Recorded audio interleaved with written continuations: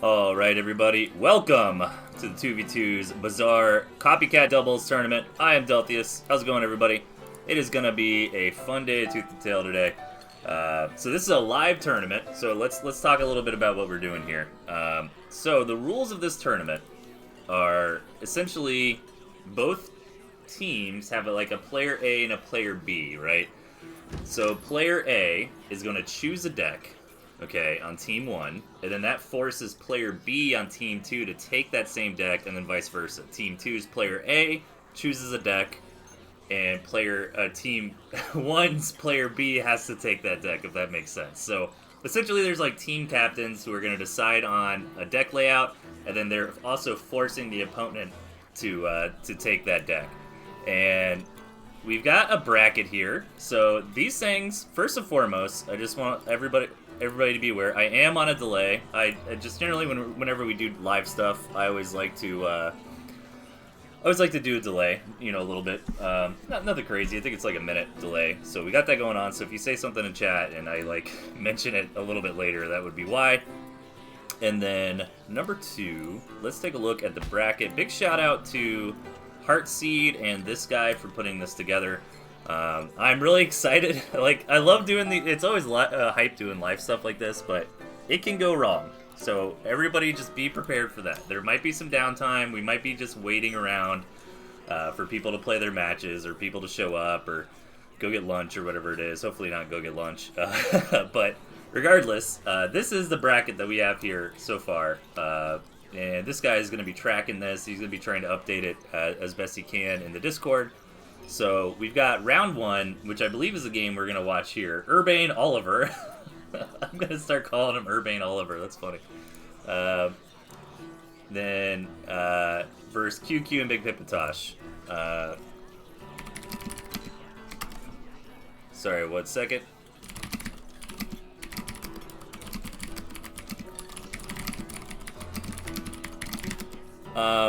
Okay, so Urbane Olive versus Tatanka, and will be round 1, and then QQ versus Pimpintosh. I'm sorry guys, I'm like multitasking here. While things get started, I'm also trying to keep things going on the back end a little bit.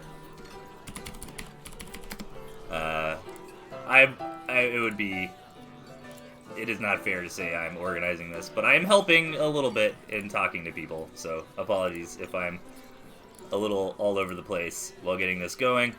Okay, so, first off, are they ready? Okay, they're not ready. They're not waiting on me. So let me leave the bracket on screen. How about I do that while I'm talking to... while I'm talking to folks on the side here.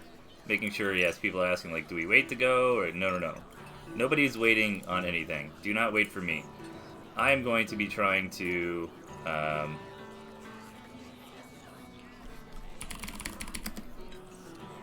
try to keep things going live.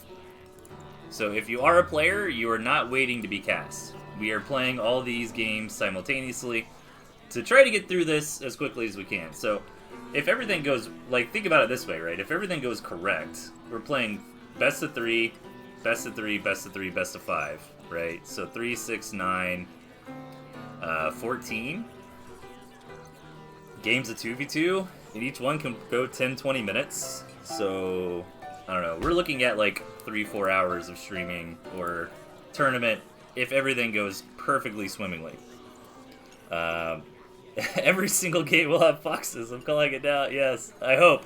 This is a place for it. You know, 2v2 is really exciting because the meta is not as clearly defined. It's not as sweaty. You know, like we're not really... Tooth and Tail is obviously a hidden gem. No way. Delthius likes Tooth and Tail, right? I mean, it's a very big hidden gem of the RTS scene, and there's very high skill, lots of fun, especially theory crafting and how, you know, units get balance change pretty often. But 2v2 is a little different, where it's like saying it's casual is a little maybe too much, but like the meta is just not clearly defined. 2v2 is not super popular. of a play mode to begin with, so it's not like people are firing off games all the time. So even if you are into 2v2, you know, the meta is probably generally what like you and your play group does. But regardless, we have some stacked teams here. Like Urban, Olive, and Tatanka, that is wild. QQ and Big Pimpintosh, also a very strong team. Sasha and Aralu, like dude, it's insane. Like a lot of the people that are here, you know, Tatanka, Sasha, Aralu, Mishi, you know, they're all people, even QQ and Tosh, you know, when they're training and Olive as well. Like these are all people that are like in the running for, you know, strongest Tooth and Tail player, or you know, people that perform really well in the Premier Division. We've also got the Devil One. Yeah, I think that's their real life friend, which is cool. Some of these names I don't recognize. I don't think I recognize Melon or Echo Lima or Cat Wifnia. That's not Cat Wifnia. My brain reads that as like Cat Wife. Yeah. I don't even know this one. I don't even know what this is. Is this Russian? It's some other phonetic alphabet, I suppose. Jason Blade and Jordy Feeding Time. Anybody in the chat, if you know how to pronounce this, and you could like write it out, that would be great. So right now we're just waiting a little bit on teams to come through. Currently only Lobby C is ready with both decks. We're gonna post the decks here in case you want to see. Awesome. So is the process underway? Let's see. So we've got Tatanka and Olive here. We need QQ and Tosh. So is QQ and Tosh ready? Have we heard from QQ today?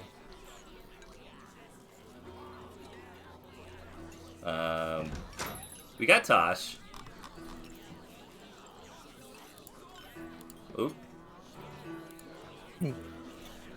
Hey guys, how y'all doing? Hi. Let me turn my push to talk off. 1 second. Yo, we're on the stream. Hello. How are we looking so far? We got Heartseed and this guy here on the call. Yep. I was not prepared for this call. Harusi just kind of started this thing. Looks like teams are forming here. So it looks like most people checked in. Do you think, or what do you think so far? Yeah, it seems like most people have checked in, but 2 players from lobby A and B are missing. Or I mean, 1 player each from those lobbies. So. Do you think there's a better lobby for me to hop over to? Well, lobby C is ready. Which one is? Which game is that? Let's see. The Devil versus Murloc and Winterlode. They got a crazy deck, man. Okay. Yeah, I'm in here. Yeah, we need one more. We need Winterlode's partner, Murloc, right? Yep. Let's see. Okay, I see Murloc in the team room, so they should be ready to fire off here shortly. Yep. Yep. Okay, cool. They're loading up. So, all right, I'll pivot over to this game. And let y'all get after it, but figured I'd say hi. Maybe I'll just pop in here if I'm like panicking, trying to figure out where we're at to stream some stuff. Cool. All right, y'all. I'll catch you in a bit. See ya. Okay. Well, good luck, man. Okay, yeah. So we haven't heard from QQ yet, so we pivoted over to a different match. We've got Winterlode versus the Devil and Evil Murloc. Now, these are pretty good players. The Devil himself started kind of joining the scene a few events ago. So I would, honestly, I think Evil Murloc and Winterlode have the edge, but here we go. Okay, this is exciting. Let's see what the picks were. So I think I had the back end. Yeah. Lobby C, Mole, Toad, Ferret, Fox, Mine, Balloon is Winterlode's picks, and then All Defenses and Pigeon is the other one. Oh, this is going to be a great game. Yo.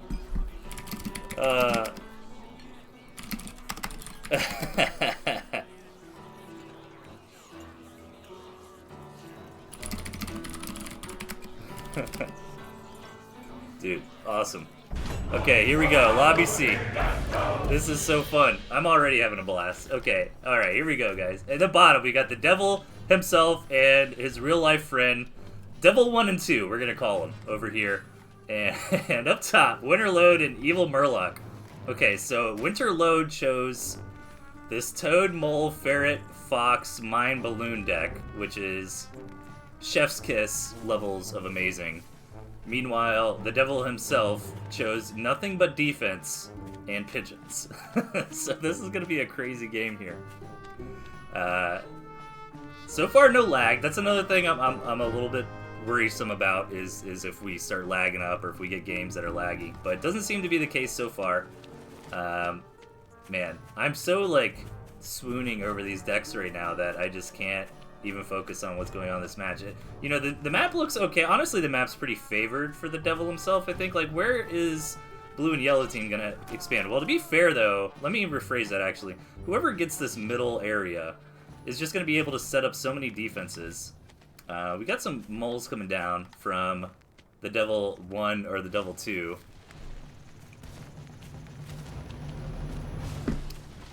And which one are we gonna call? Okay, green is devil 1. Well, yeah. The devil himself, Zero. You know, let's just call him Zero. That's like a cool name. It's like Mega Man Zero. So we got Zero and the devil. Alright, here we go. Defenses starting to get thrown down. And mole's coming in. A little bit of mole on mole action here. Keep in mind there's no like proper units in this game. There's no like squirrels or lizards or anything like that to combat.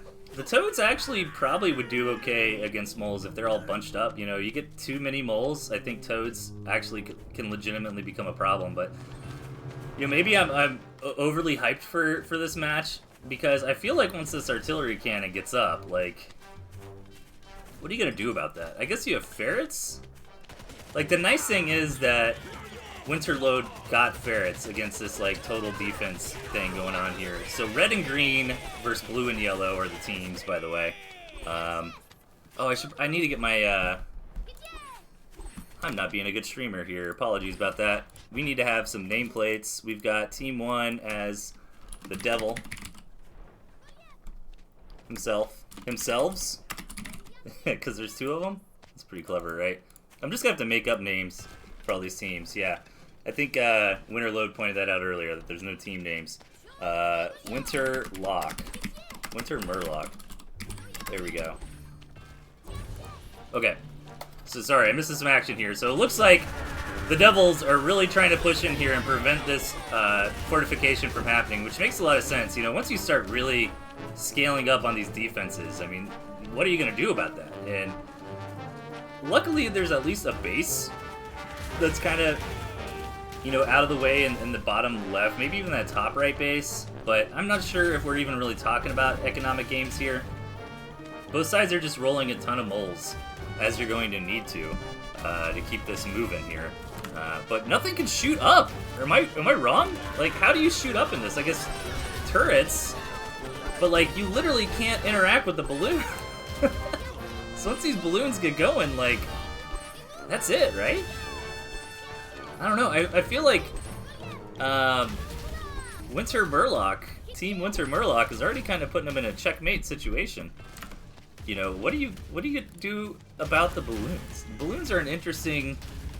So one thing to keep in mind as well. Oh my God, we got a sneaky fox over here. I didn't even notice the fox. This match is just pure chaos, absolute chaos. Winterlode, I think, is gonna actually win this game though. Because, again, there's just nowhere to farm. Like, the way that the mills are set up, the fact that Evil Murloc's got this area up here, you know, this is, like, the only expansion. I guess this one over the side, but the foxes are easily going to pick that bacon apart.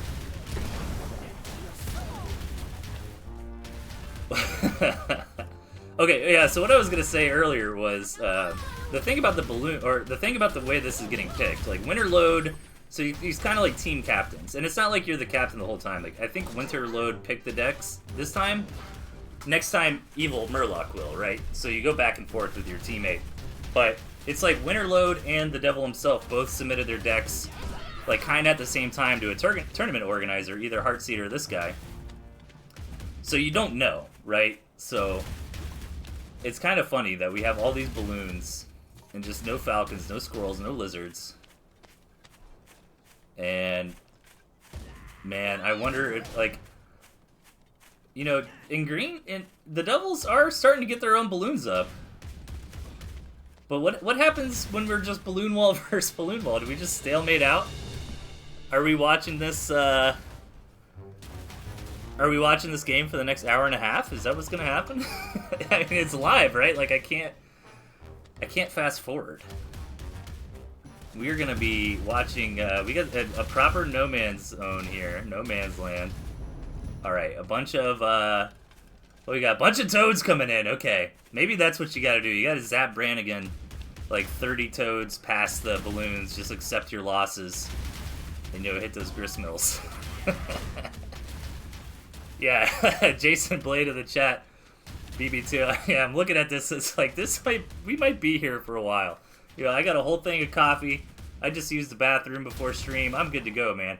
We can sit here. We're gonna be here for quite some time. I'm already having a really fun time. So far, the tournament has been pretty smooth. I mean, there's a couple no-shows. That's generally how it goes in these things when you do it live. Doing it live is a lot of fun. It's very hype, but you're also really relying on a large group of people to all be on time, be punctual. And it's like, if everybody doesn't, then things can fall apart very, very fast. So I think that's honestly, like, this guy, I think, has a good policy in that. I mean, we're kind of being a little bit strict on time. Like, if you're more than 10 or 15 minutes late and you're not even, like, trying to communicate or anything, unfortunately, your team's just kind of disqualified. Like, we gotta move on. Like, we can't sit here and wait for people that aren't saying anything. Toads! Trying to run in, but at this point in the game, the Gristmills just have so much HP. Like, I appreciate it. You're gonna need more than 12 toads, though, brother. You're gonna need, like, 40 to pull that off. Lots of ferrets getting here from the devil himself, but again, the problem is just the balloons, man. Like, nothing can interact with the balloons. You can march a bunch of, I think maybe you get a bunch of moles, and you try to march them around. Okay, yeah, like, I see what the devil, like, what Zero's doing for over here. I think the attack angle's gotta be this side. Like, this is still kind of vulnerable. I was even thinking, like, a creep situation. Like, it'd be nice if there's a creep situation in this game, but there isn't. Like, if the mill goes down, it's not like the balloons, you know, start, like, oh, they're not in a good territory anymore. They start going down, too. No, like, the balloons are literally here for the rest of the game. Once a balloon goes up, that balloon is there. So, like, if this actually becomes a starvation game, the thing is, if you're smart about it, you can really drag this out for a long time. Like 5, 10, 15, 20, 25 minutes. Like, this represents 25 minutes, you guys. I hope it doesn't come to that. And I like that Winterload is being active. He's not trying to just let this game drag on forever. If he gets this mill, then he's gonna kill the devil himself. Oh my god. So, get it? Go, go, go. Yeah, there you go. Nicely done. And hey, I'm not trying to be a biased caster here. Number one, that's just hype to watch a bunch of moles and toads try to take down a mill. Number two, I don't think we want to watch this for 45 more minutes, do we? Okay, so I think the writing is on the wall here. I think Winterload and Evil Murloc are about to take match number one here. And let's see if the other devil taps. There it is. All right. All right. Yeah, that wasn't too bad. What was that, like a 9-minute match? That's perfectly reasonable. All right, so game one, going to Winter Murloc. Now, I'm actually not... Do they take the same deck again? Oh my god, they take the same deck for the whole series. Okay. Yeah, I was actually about... I was curious about that. Yeah, so I guess once you submit your deck, it's the same deck for the whole...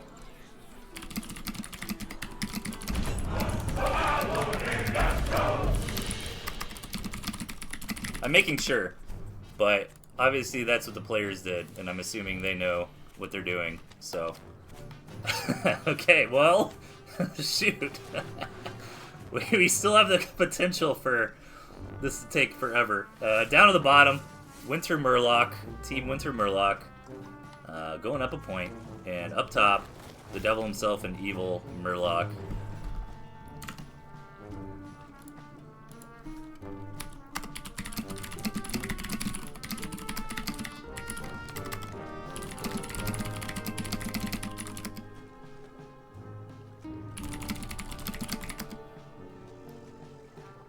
Alright, sorry. I have to do a little back-end stuff. Make sure everything is going correctly. Okay.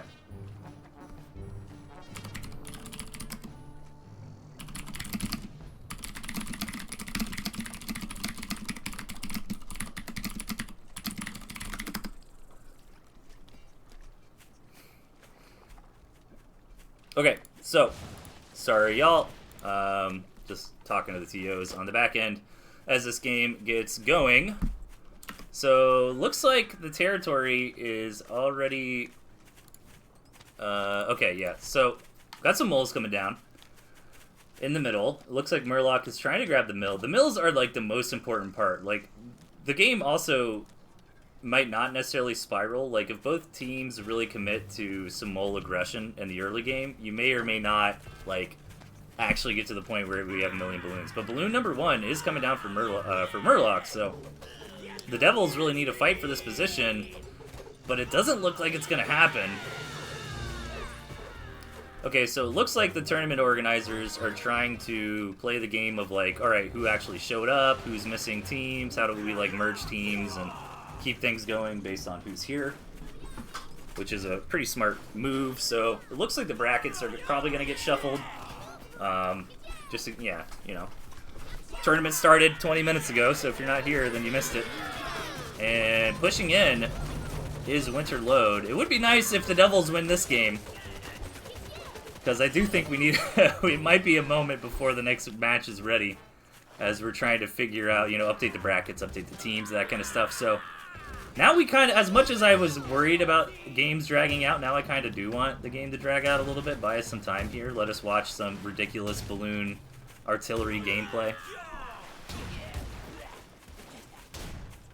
Yeah, I apologize, y'all. You might have some moments where my casting is not 100% focused, as I am kind of talking to everybody on the back end here. Winter Load getting a pretty nice push here with the moles, but it does get defended. But here's the thing: is like Murloc did a really good job of like securing this balloon position. So now they're contained pretty well to those two bases. Like, where do you go? I guess they can try to come up here, grab that base. But if you kind of look at the mini map, like these balloons really secure all the resources for the team Winter Murloc here. Premium Bow in the chat. You might want to switch to someone else's game. Come back to these people in an hour. They'll still be playing. That's very... You know, I was really worried about that. I don't think... Honestly, I don't see this game going too much longer. I know you were saying that about the previous match, but this is, you know... Like, they're... Well, it might take a while to actually kill the Devils here. You know, they are pretty hunkered in. They weren't able to get any balloons up. The balloons are just now coming. You know, I guess if you, like, destroyed the enemy mill, took your own mill, now the balloons are in your territory, then you build some turrets underneath them, you could kill a balloon. The Fox on the way from Winter Load. I like the Fox a lot in this position. The Fox is like your secret agent, and there's plenty of, from both sides, really. Like, that's how the game honestly ended last time, was Winter Load's Fox play. Like, getting in there and just shooting down so many pigs. You know, really crippling the back-end economy. So I think either team could do that with Fox here. I think that's, like, you know, the blue and yellow team could sneak one up this way. The red and green can kind of use that same path, go down here, and get to the back door.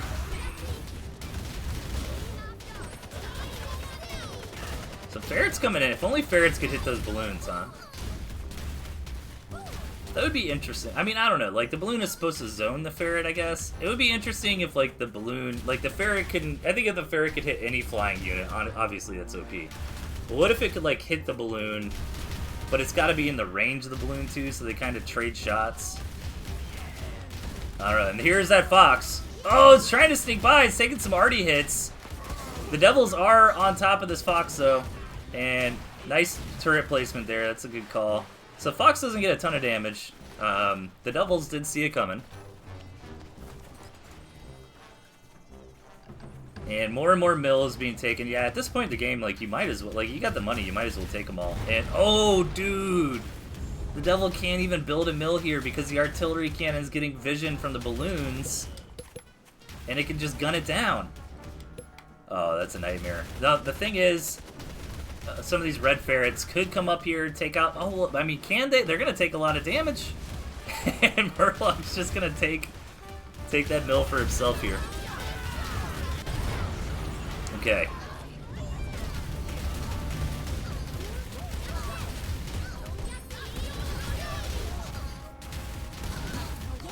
Alright, Fox just kind of taking some pop shots here in the middle of the map.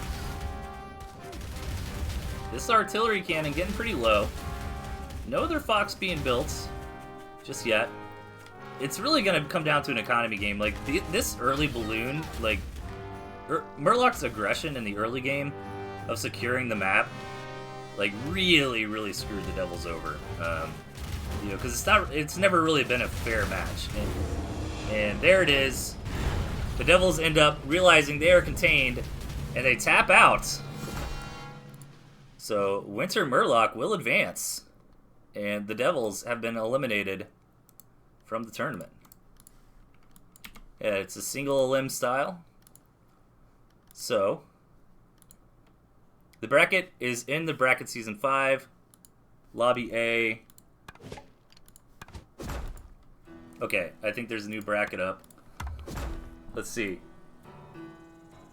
Okay.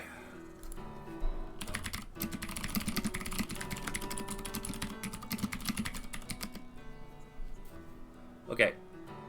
So, alright, people are starting to form up in rooms. Season 5 bracket. Update for team merging. Okay, so Sasha Airlu. Mishi Premium Bow.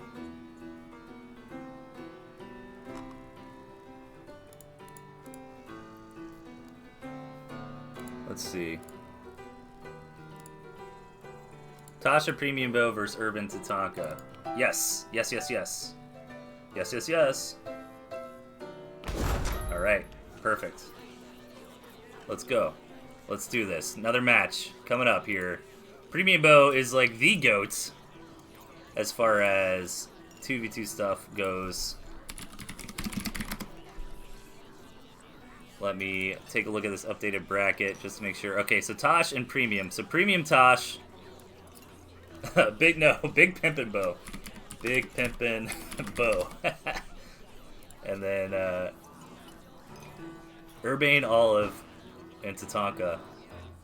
How do we combine those two? Urbane Urbanka. All right. I make myself laugh. Here we go. Looks good.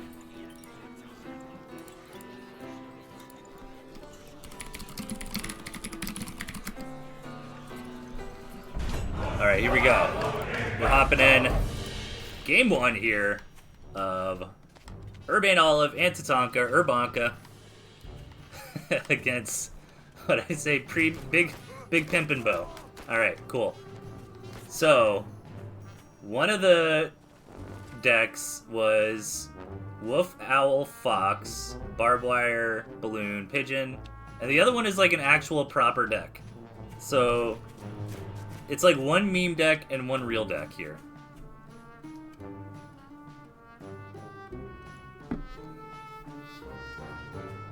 And as far as the map goes, see, this is actually kind of tough because power level wise, you got to give it to Tatanka, Urbane Olive, I think. I mean, Tatanka's like a multiple championship winner.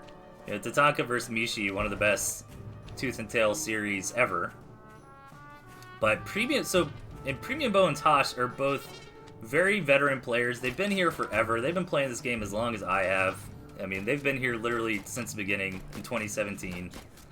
I mean, maybe not, if not 2017, 2018. Like, they've been here the whole time. I don't remember Tooth and Tail without Premium Bow and Big Pip and Tosh. Not as high power level, not you know, top tier competitive players. Tosh normally is like into the Premier League, but he's kind of like me, where he's like good enough to compete in the Premier League, but normally loses out pretty quickly. Tosh moving across the map with some moles, kind of interesting. But I guess what I'm getting at is Premium Bow is also like probably the best 2v2 player ever.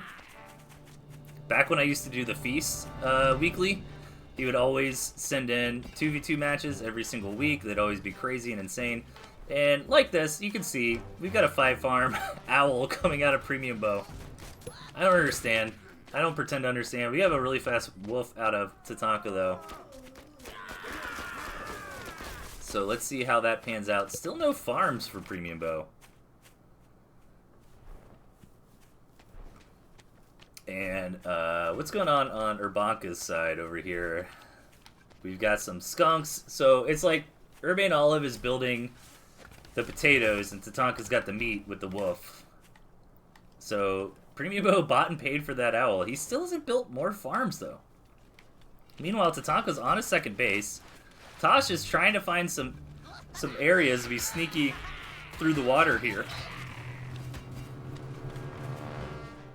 But so far, no dice. Okay, finally Premium Bow builds those extra farms. Now that he's got his balloon up, he's got his owl bought and paid for, sells his balloon, and is going to get some pigeons. Maybe he just wants to start getting value out of the owl, especially because he knows about the barbed wire. You know, what's really interesting about this style of a tournament is you know exactly what tools your opponent has available, because it's essentially a mirror match, right? You know, one team picks one deck, the other team picks the other deck, and everybody uses those too. So here we go, big attack. Tosh with the boots on the ground, Premium Bow with the owl in the air. However, these skunks from Urbane Olive are a great defense against all this tier 1. Big Pimp and Bow are going to have to go back. Lock and Load, the official name. Oh, dude, Jason Blade, that is amazing. Lock and Load. If we do another Evil Murloc Winterload game, that'll be what we call it. Alright, lots of barbed wire coming up here. Now, Tatanka is macroing up, which is scary. Tatanka might just win this game out of economy, right? And that's the nature of RTS, is we can sit here, we can build our units and theorize, and, well, this unit's good against that one, but bad against this other one. I mean, at the end of the day, it doesn't matter if your opponent just bankrolls you. They can have, you know, I think Day9 said it best. He's like, you know, rock beats scissors, but enough scissors will beat rock, right? So lots of tier 3 on the way for Tatanka. Meanwhile, Tosh is getting into that board. We've got a second base coming out of Tosh as well. Premium Bow starting to expand.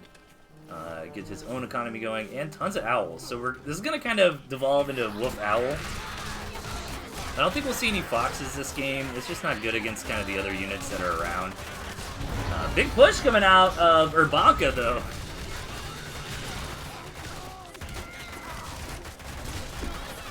So let's see if they can take it all the way. It looks like they have broken through, and Premium Bow taps immediately, says, get me out of here, let's go to the next one.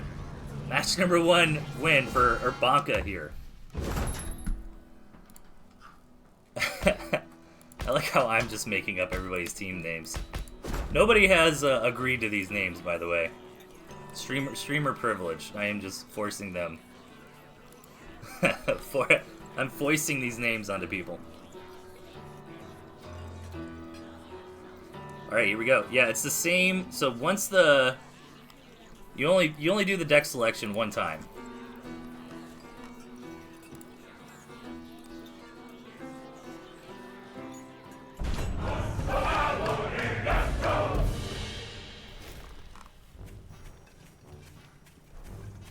Okay, here we go. next match, we have got Urbanka in the bottom and Big Pimpin' Bo up top. Yeah, I mean, my brain says Urbanka, but my heart says Big Pimpin' Bo. You know, again, Premium Bo is like the 2v2 guy, or at least was back in the day. Big Pimpin' Tosh is no slouch. He can definitely hang at high-tier competitive Tooth and Tail.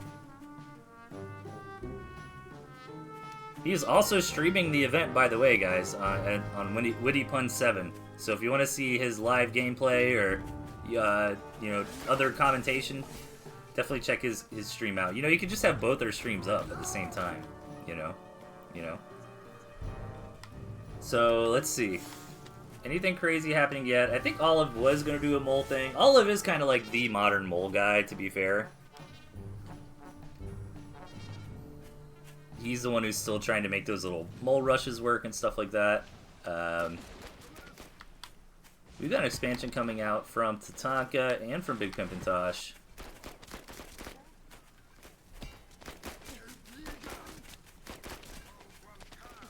Not a lot to be said about the game just yet.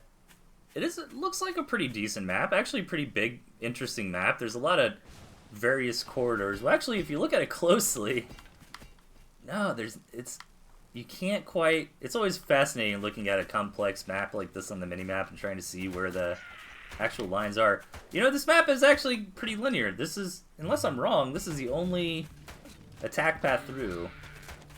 1, 2, 3, 4, 5 bases for Big Pimpin' Bo. 1, 2, 3, 4, 5 for Urbanka. But more acres, I guess, on the Urbanka side. Does that really matter? Oh, it'd be nice if you had like a ferret and just shoot those down. You could be a not so nice person and put a balloon right here and then just snipe. Like, this is a problem. This base right here is a liability. So I think I like the map better for Big Pimpin' Bo. I'm sorry, for Urbanka. Just because although there's the same amount of mills, like, this is pretty exposed. This is like the front line. I guess to be fair, this is also the front line. Yeah, this one just worries me, man. Like, this is so easy for Tatanka to just cheese and kill all those farms for, like, free. As weird as it sounds, I almost would have been tempted to take that base early just to get it out of the way and, like, hope Tatanka wasn't in a position to, like, get a fox, but all it takes is, like, one balloon. So, yeah, I don't know. I think you could just never use this base, but maybe you can never use this base either if you're Urbanka. Urbane Olive just has a big old push here, as Tatanka's been focusing more on economy and tech. So, Urbane's going to try to come up here in 2-for-1. Honestly, he might be catching... Oh no, he might be catching them with their pants down a little bit, as Big Pimpin' Tosh has just been ecoing up, and Premium Bo has been teching up. They don't actually have any boots on the ground right here, right now. This might be a very quick game number 2, and a very quick victory for Urbanka.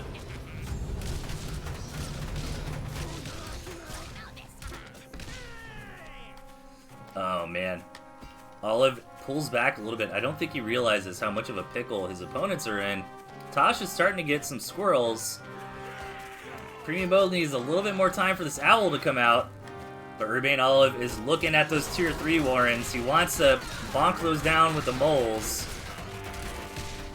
Tosh is desperately trying to defend. Not like this. Ah! Oh my god, all the mice here too. That is game, unfortunately, is so close. Tosh was just too, like, both sides were really greedy. I think Tosh, you know, he got the 16 farms, which would have been absolutely incredible if they could have held the door a little bit longer, but that's going to be Premium Bo booted out of the game, sent to the kitchens. Tosh has an amazing economy, but can he 2-for-1 the opponents here? Is his economy that good? He does have the real deck. He doesn't have the meme deck, so let's see. Oh, that'd be so hype if Tosh could take this to a game number 3. But the balloons are really scary here for a Big Bad Boar. There is, like, another attack path, but that might be awkward with reinforcements. Yeah, he's got to deal with these balloons. That's the problem. And they even get the wolf buff. The longer this goes, the harder it's going to be. But to be fair, Tosh's economy is the same as both of his opponents combined. Oh, Tasha's gonna go for the other routes. Oh my god. I would love to see this go to a game 3, Tosh. I believe in you. Single elimination is brutal. But you know what? Things are going fast, man. We've already got through 2 of the matches today. With some of we had a lot of teams signed up originally. I think like 12 teams or something, but with all the no-shows, we've got that condensed down to a proper bracket. And that is going to be it. Urbanka will go forward. Tosh is not going to give up just yet, but I don't see any way he can win this by himself, unfortunately. I mean, why not? Like, I agree with Tosh staying in this game. There's no reason to leave. Man, the balloons have just been brutal. Here's a buffed up wolf, though, or a fox, rather. It just kills the commander. Yeah, that's game right here. So, Urbanka will advance. So we've got Winter. No, we gotta change our team name. Lock and Load. There's so many good ones. Evil Load was good. Winter Murloc. Lock and Load. It's gotta be Lock and Load, man. That's cool. That's a cool name. That was Jason Blade's idea, not mine. All right, Urbanka advances.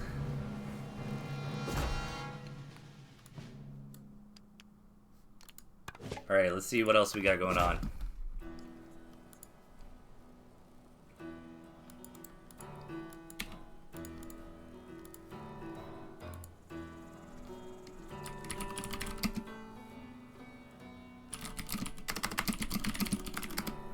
All right. So we've seen 2 games already, not too bad.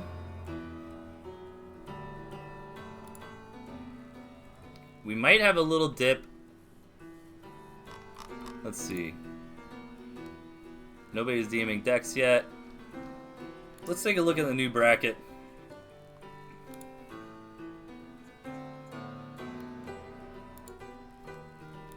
While we wait.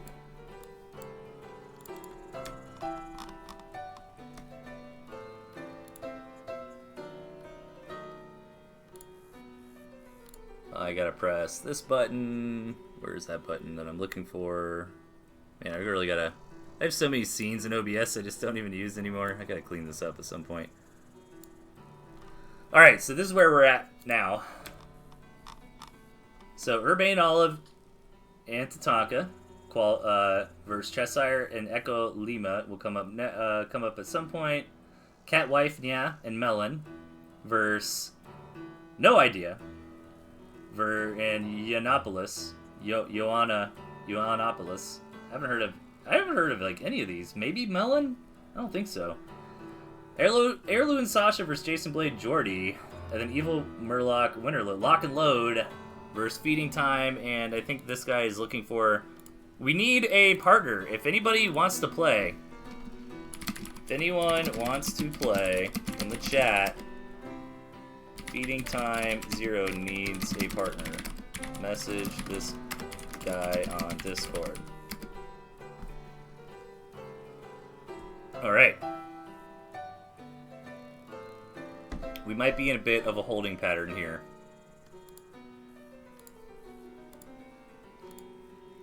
Lobby D. Lobby D is getting going. Okay. What is Lobby D?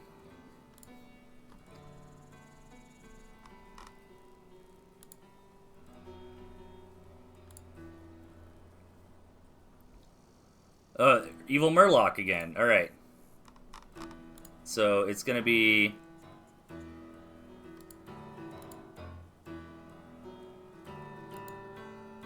Oh, does Feeding Time have a partner yet?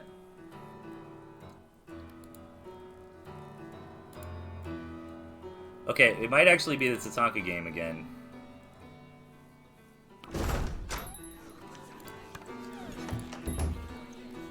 Let's see.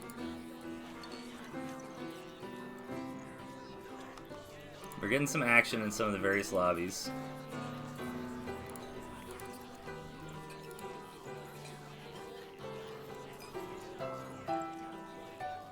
Yeah, Feeding Time is looking for a partner, guys. If anybody just wants to have some fun, and hop in and play with us. It's super casual. We're just having a good time. So yeah, if you're looking for an opportunity to play.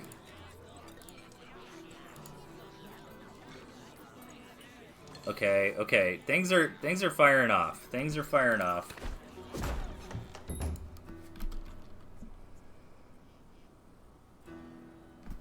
We just need to wait a second. Airlu, okay. So the Jason Blade match actually might be coming here in a second. That would be Airlu and Sasha versus Jason Blade and Jordy. Man. Oh god. I would love to see Jason Blade and Jordy pull a rabbit out of the hat, but man, Airlu and Sasha are like two of the best players ever. So that would be tough. It looks like I can see the chat with the TOs. So people are submitting. We're in the deck selection mode right now because again, you've got to. So for example, for Airlu, Sasha, Jason Blade, Jordy. So Jason Blade's gonna submit a deck that he's gonna use and Sasha's gonna use, and then Airlu is gonna submit a deck that Airlu will use and Jordy will use. So that's kind of where we're at.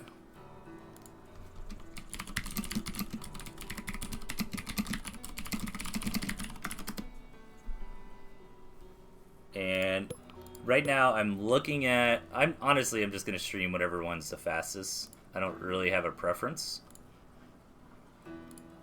But it sounds like Jason Blade and Airlu are going to be streaming here be on here shortly.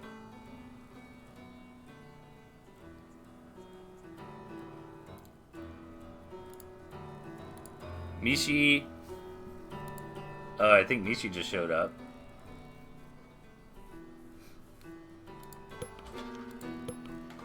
Oh, what's going on here? Okay, well, I've got this game to watch, so this is what we're gonna do. Urbanka, Cheshire, and Melon. Boxophone? Let's go with Boxophone. I like that. Alright. Now, I'm literally, you know what I'm prioritizing is entertaining the troops. So whatever game is ready first, that is what we're doing. And that is where we're at. So we're going to watch this one. Alright, Boxophone. Boxophone versus Urbanka. Let's get into it. Let's see what the selections are here. Any meme decks? You know, these decks actually look kind of reasonable. Was that Olive's deck again? Is that the same deck from last time? Airlu, no. Different game. Tatanka submitted the reasonable looking one, and Cheshire submitted Squirrel Falcon Owl Turret Cannon. Alright, well at least Cheshire is gonna let us have some fun with some artillery cannons.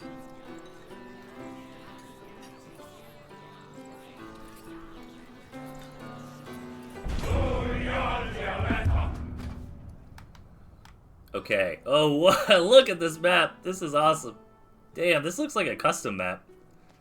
Holy moly. Alright, in the bottom we got Boxophone. And up top, Urbanka. So, yeah, I mean, look at this. Like, kind of got this interesting split in the middle. I don't know, that you can kind of, like, wiggle through here. Like, this is kind of an attack path. This is interesting because there's just terrain there. And then you also have this other attack path on the side. Both teams, like, it's actually a pretty good spawn for Boxophone, I think. Like, all of them have a really safe natural down here. Tatanka's pretty happy with this natural. That's about as good as it's ever gonna get. Honestly, that's, like, incredible. If, like, the only bad thing about this base is, like, it's a little bit vulnerable to ground troops right here on the outside, but other than that, like, look at the ramping. Like, even the logs, that stack of logs in the way, like, you can't get to it. You gotta go all the way around. Meanwhile, Urbane Olive is not looking the best for a natural base here. Maybe this one and this one are his two choices, but neither one are particularly great.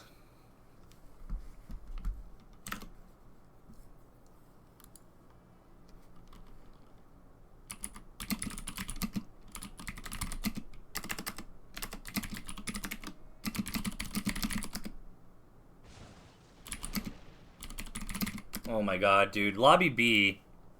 This is what we're missing. Frog, fox, pigeon, turret, artillery, and mines. Ugh, that sounds so good. Why do I gotta watch the tryhard games?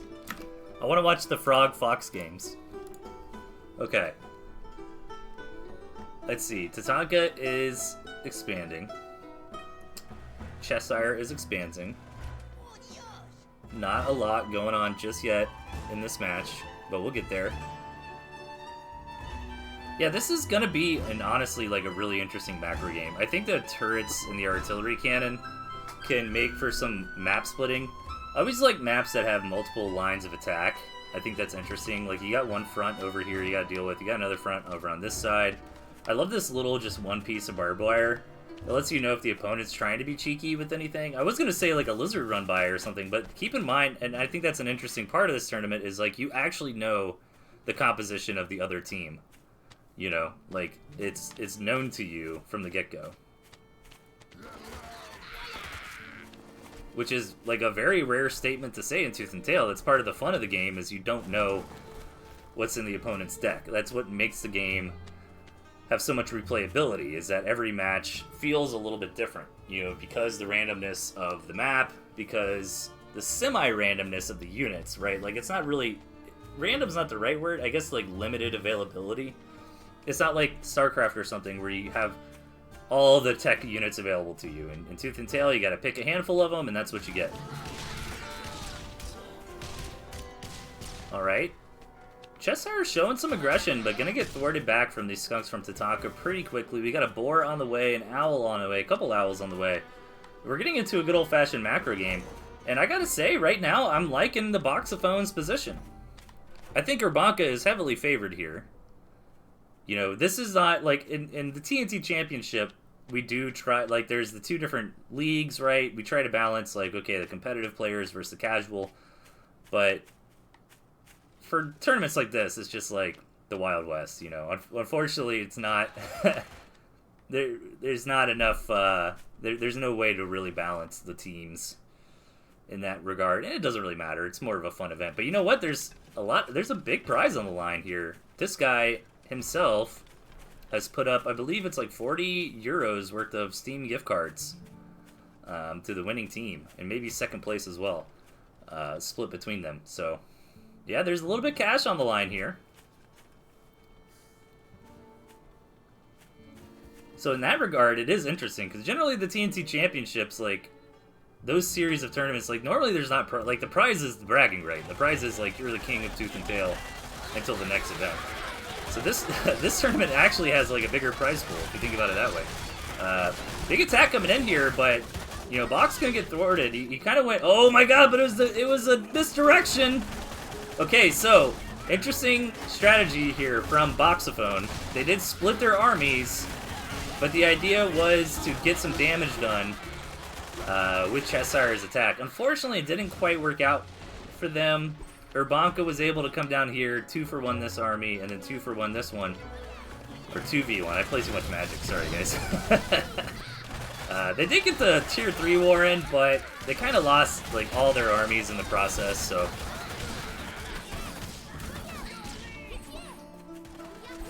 not really worth it. And this might be the end of match number 1. Really cool map. Unfortunate we didn't get to see like a really complicated late game on this. The artist and the RTS artist in the chat here. If Mishi wins today, you'll donate to a charity of choice. Awesome. That's cool.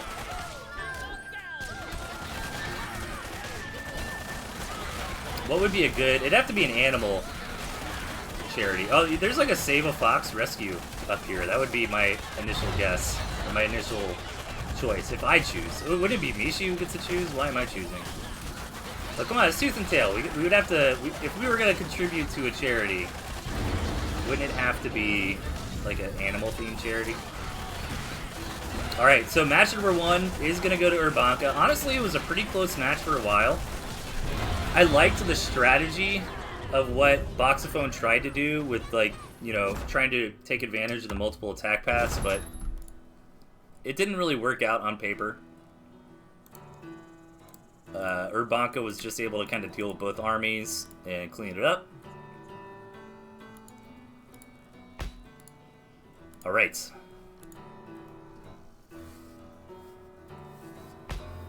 Yeah, what's nice about this too is there's not really any downtime between matches unless you just gotta catch your breath and kind of talk to your teammate because you're locked into the same deck. Like there's nothing to think about right now.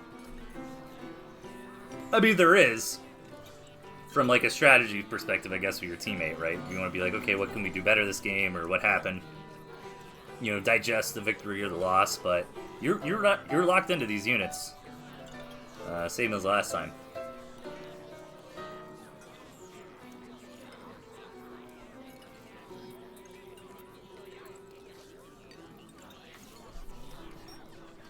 All right. Let me see. I don't think any other games are firing off right now. Maybe?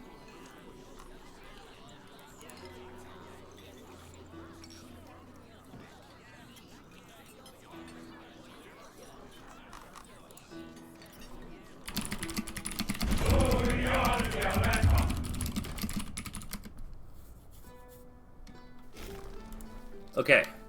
In the bottom, Urbanka. And up top, blue-green. I'm sorry, blue-green boxophone. I'm sorry, guys. I am very distracted as I'm streaming this. I'm kind of talking to people on the back end. Okay, so Urbanka is up 1.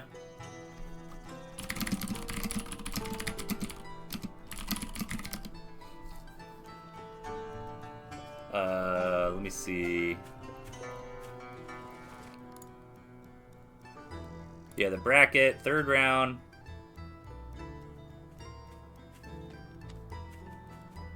Is the 3rd round the semis?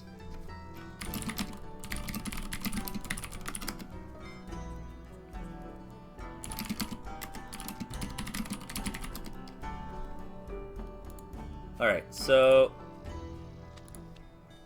Okay, again, yeah, apologize, I'm not... You know, I know I keep repeating myself, but people coming in and out of the channel. Yeah, I'm not doing TO. I wouldn't go that far, but I am talking to the organizers behind the scenes. All right, so Urbanka in the bottom, box phone up top, little expansion action from Olive, and some squirrels. Where's Boxophone spending their money? Did I miss something? I must have missed something. Maybe some mole shenanigans. Yeah, I feel like something happened here. Tatanka did something. Anyways. Oh no, that's so mean. Tatanka. Well, you're punishing. You know, you gotta learn. Yeah, this is why you gotta build those warrens next to your farms. So otherwise things like that can happen. And that's a huge tempo hit outside of the money that was lost there from Box. So really powerful play there by Tatanka. And let's see what Boxophone are up to. I mean, this map looks pretty standard. It looks pretty good for Urbanka, I think. I mean, Urbane Olive can take this. Pretty spread out for a natural. But, I mean, you kind of rally here in the center. You're okay. Boxophone is expanding. Ooh, I love that turret placement. That's fun. Too bad Tatanka sees it, though, off the bat. So, I mean, Urbane Olive and Tatanka might not be screwing around. And just might do a strong push here. Let's see. I think Boxophone would be okay. I'd like to see some skunks come out. The Falcons from Box are not going to be as great as the skunks, but if Box has some good micro and can keep them alive, they definitely do a lot of damage. And can be like surprisingly useful in like tier 1 engagements.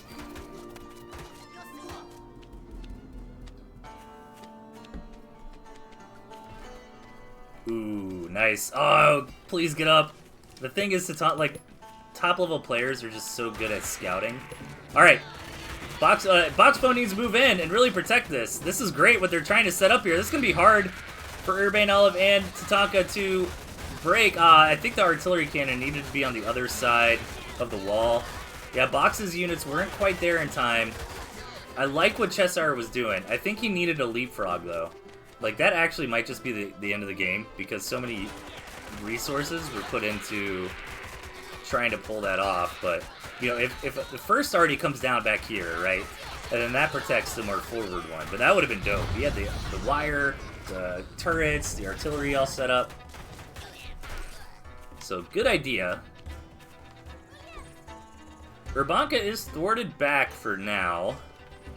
Economies are kind of close. I mean, Urbane Olive is skyrocketing up a little bit, but Box is expanding as well. Boar on the way for Box. If they can get this artillery up, I think they will this time. I don't think Urbanka can rally quickly enough. Okay, so the one cannon is going to get down. So Cheshire just needs an expansion. That's the problem. He needs to take this base again and get it rolling, because we're at 420. Nice, blaze it. But 5-minute mark is rolling around here shortly. Very critical moment in Tooth and Tail, as that is when your first 4 farms fallow out, because farms last for 5 minutes.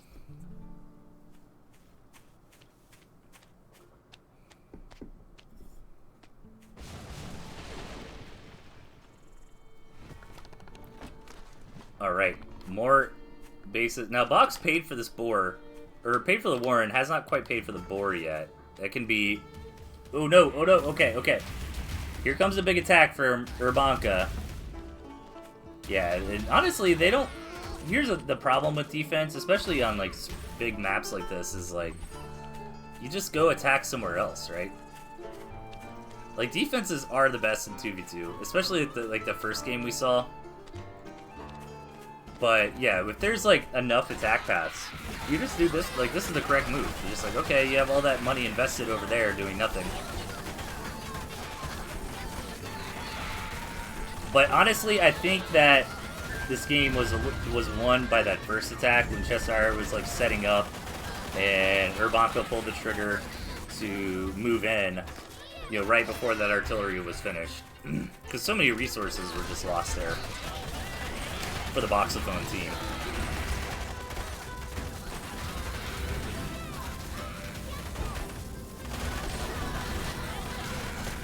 Alright, last stand on this boar, but it is going to go down, so another swift, decisive victory for Urbanka. Are they possibly a tournament favorite here? I don't know, like, the finals are probably going to be Sasha Araloo versus Urbane Olive Tatanka, right? Like, that's got to be the finals. We'll see. I'd love to see. You know, I'm rooting for Lock and Load, baby. I hope they're still alive. I hope we didn't miss them getting knocked out or anything.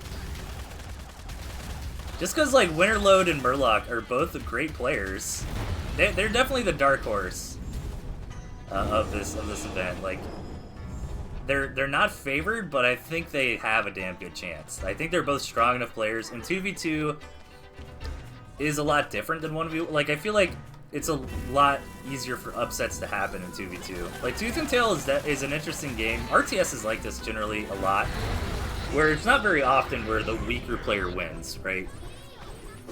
Like, if you're the better player, you're gonna almost always win. I feel like 2v2, there's a little bit more ambiguity.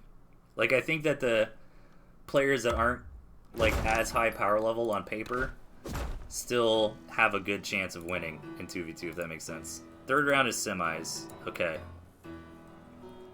So, once we get to the third round...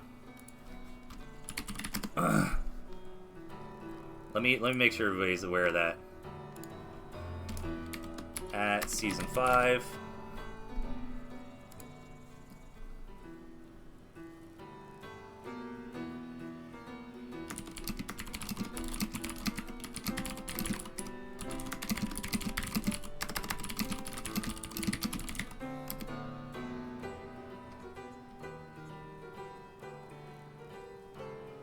Yeah, because that's going to be 4-2.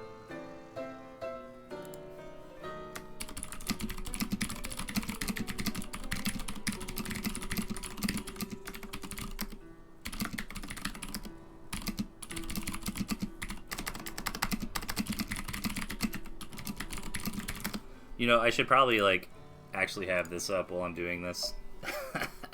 Sorry, y'all. Okay, so Let's hop in. Which one was the cool decks? Lobby B, Cat Wifenia. Okay, who is this? And Melon versus. Is it this one? It's not the Jason Blade. Well, this one's recruiting, so have they not fired this one off yet?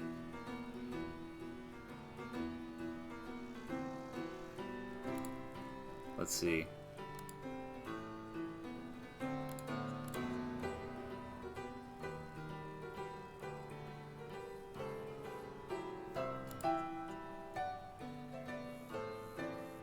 Make your way to the...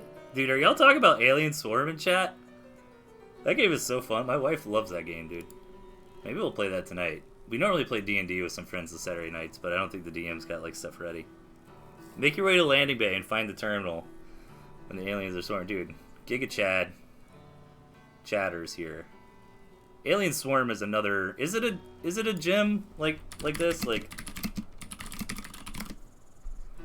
I don't feel like a ton of people play it. Yeah, it's very low. There's like 17 people playing it right now. Oh, I guess Reactive Drop. No, Reactive Drop's a little more popular, like 300.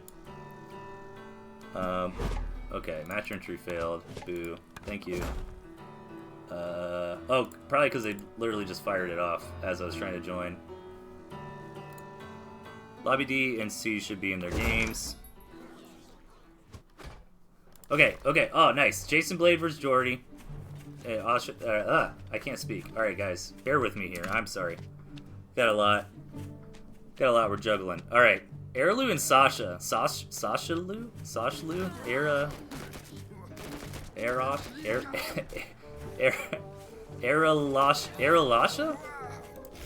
Eralasha? That's the best I got. Eralasha versus Jordy Blade.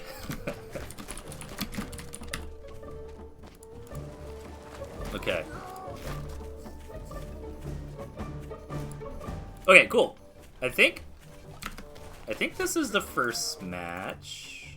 Because didn't I just try to join this and I couldn't because they just fired it off, right? Eralasha. Oh no. Oh no! Lag!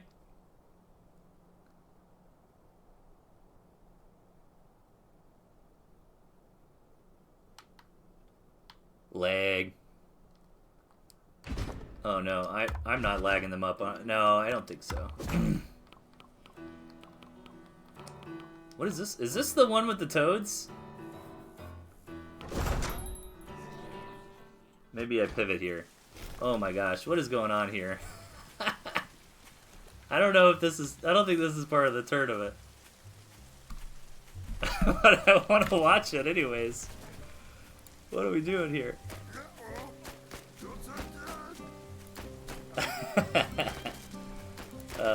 Wait. Frog Fox, no. I think this is just some people, like, having fun. Oh no, but now they're I'm not causing this lag, am I? Like, we have so many European players, is the thing. Okay. I'm gonna try to join this again.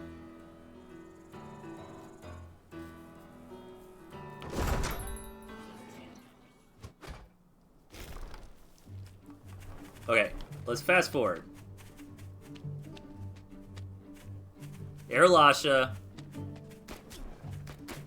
versus Jason Blade and Jordy. Okay, I guess Did they have to restart it? They might have, because the DC. And then it looks like they just use the same map seed, so that's pretty fair. Actually, pretty small map. Like, this is really... We've had some really cool map RNG today. You know, like, I like how it's horizontal in a way, if that makes sense. Like, I know it's isometric, so concepts like horizontality are weird to describe, but like they're very close like this, right? And then it's kind of like you expand out this way away from one another to get more and more resources. So these are both real decks, boring. These good players and their real decks. I don't have too much to say at the moment.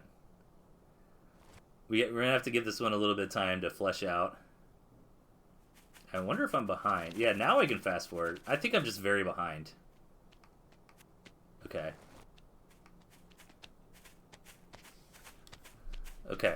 So, yeah, just some regular games right now. I guess one... Okay, well, it's over. Yeah, something weird. I think Airlu and Sasha won that. And now they're in the next game. Semi-final lobby is ready. Okay. I feel like... I think Aralasha won the first one.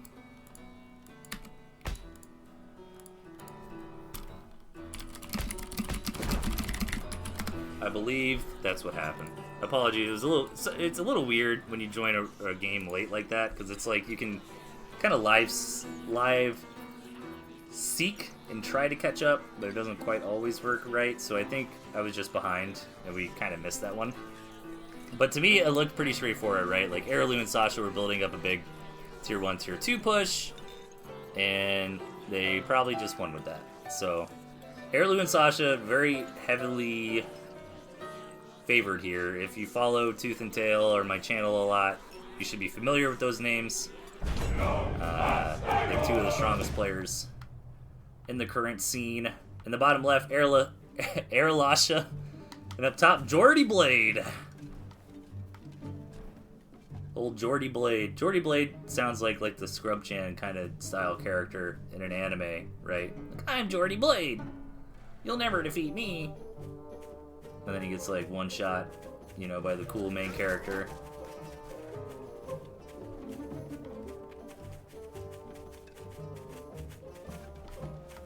I hope that's not the case here. I just realized I made that sound bad, but that's where my brain's going. Sorry, I'm a little delirious today. I would love to see Jordy Blade slash back, but unfortunately, I think Airlu and Sasha are that main character that are going to come in here and give old Jordy Blade the bonk. Let's see what happens, though. This is a fair... Oh, my God. Oh, my God. Never mind. Look at this. Airlu and Sasha are just sitting on oodles of resources right here, over here. And, I mean, to be fair, Jordy and Jason have a lot of expansion opportunities as well. Especially like this base over on the side, it's going to be very hard to interact with. Same thing down here for Aralasha. This is a difficult base to ever really contest. It would have been nice if we had some defenses here, because so much gristmill makes it easy to, you know, kind of build into territories and that kind of stuff. Quick cams from both sides. Oh, this is dope. So, a very strong, like, there's some units in the game that feel like they scale more exponentially or multiplicative scaling than additive. Multiplicative, yeah, that's the word. I didn't bungle that too hard. And cams are one of those, right? Like 4 cams are just so much better than 2 cams.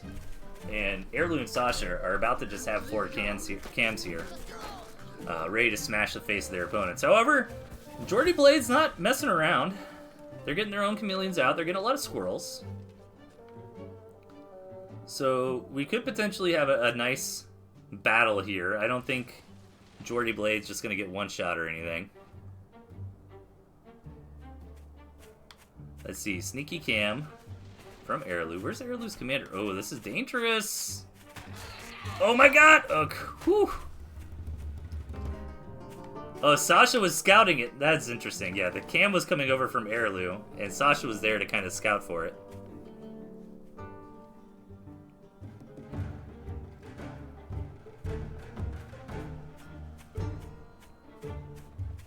And some expansions come down for Aralasha. As Airlu's moving in kind of by himself. Where's Sasha's army? Sasha's army's late to the party, but Jason Blade's not here either, so it's proper 1v1, and Jordy takes it. Sasha here to clean up Jordy's army, but Jason Blade is coming to contest as well, with a lot of squirrels here and a skunk. This is a little bit chaotic, like, it's like a 1v1, and then the winner got cleaned up by the one side, and then they got cleaned up. Look at this! Jordy Blade punching back! Stopping the attack from Airlu and Sasha, very impressive. But I'm worried about the money here. I only see one extra farm. Jordy needs an expansion. Jordy's got to take this bait. What sucks is like the expansions for Jordy Blade are all kind of crappy. I mean, there's no other way to say it. Like, this is like the front lines, you know? You don't want your expansion right on the front lines, but the beggars can't be choosers, and I think Jordy is going to be forced to take this expansion here. Now, if Jordy Blade gets aggressive, they can make the front lines here, which is good. But yeah, I feel like, how much do they know? Like, you gotta keep up with economies, and I think that's a concept that newer players or intermediate players don't. Like, I feel like that's a big reason why kind of expert level players, if you will, generally can beat, you know, less experienced players. It's mostly just money, man. Like, you can see, like, Jordy, like, fought back against Airlu, or even won that fight, you know. But at the end of the day, man, like, if you fall behind on economy, like, ultimately units cost money. That's what we're doing here. We need money. So Jordy, get some money there. Come on. He's waiting. There it is. Alright, cool. Alright, Mill's coming up. Jason Blade, it does have some money. Now, Jason is sneaking a boar in. Was that scouted? Airlu is getting snick. Yes, the boar has been seen.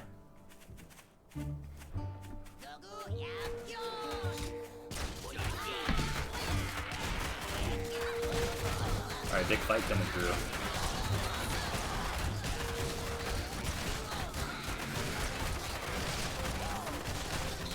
Look at this! Jordy Blade takes it! Oh my god, no, don't pull back! Kill that mill!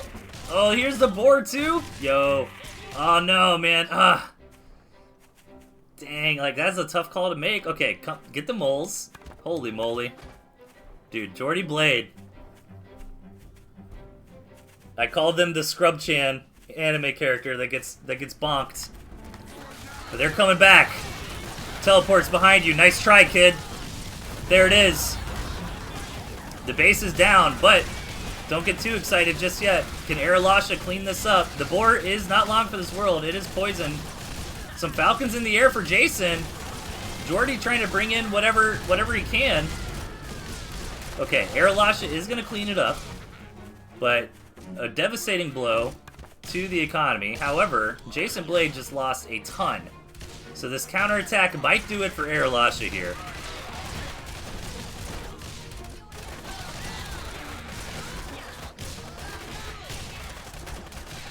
Let's see if they can hold on. This is a desperation attack from Airlu. Look at his economy. He is going to go into starving soon. Jason's actually boasting the best economy right now. If Jason, but the problem, Jason, oh wait, no, I was looking at the wrong thing. Yeah, he sells the boar.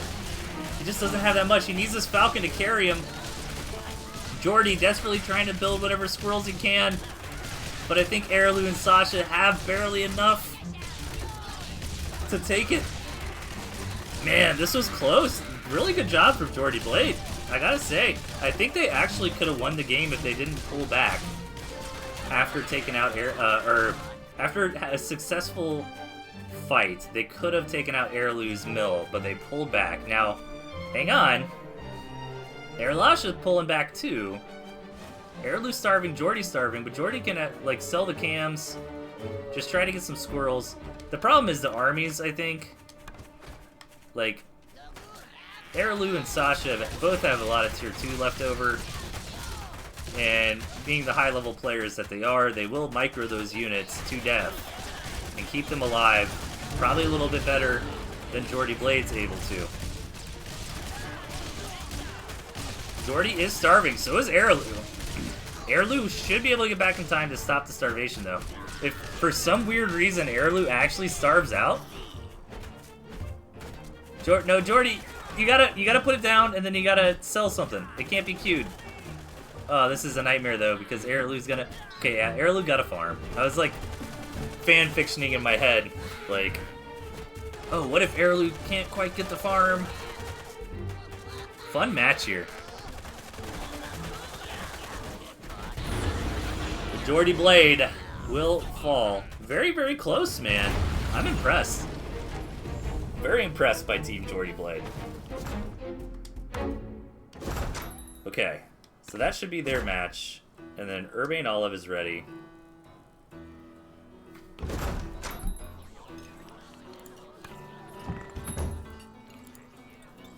So we got Urbanka again.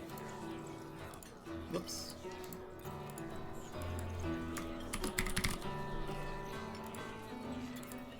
And who are they up against?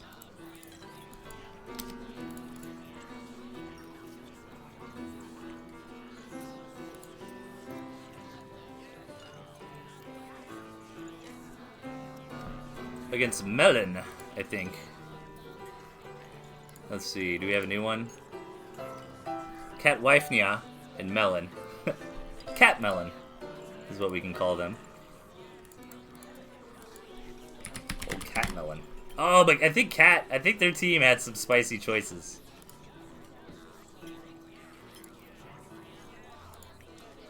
Oh, yeah, sure.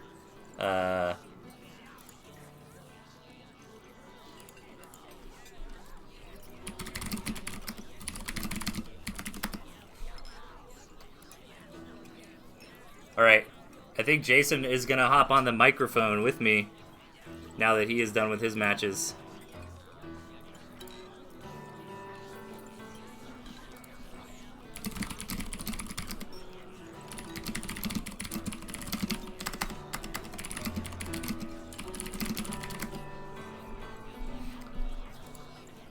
Jason, can you hear me? Yeah, I can hear you. How are you doing? I am defeated, but overall cool. Dude, that was such a good match, though. Oh man, I think y'all almost had y'all pulled back when you guys initially like started attacking it before. It was like the engagement before you got Airloo's Mill. I think if y'all wouldn't have pulled back there, you might have won. Yeah, I was just like, cause when we were communicating, he's like, okay, I thought he just said fall back, when he was like, oh no, I'm a fall back. I'm like, oh, I didn't hear the I'm a part. I just heard the fall back. I'm like, okay, you bet.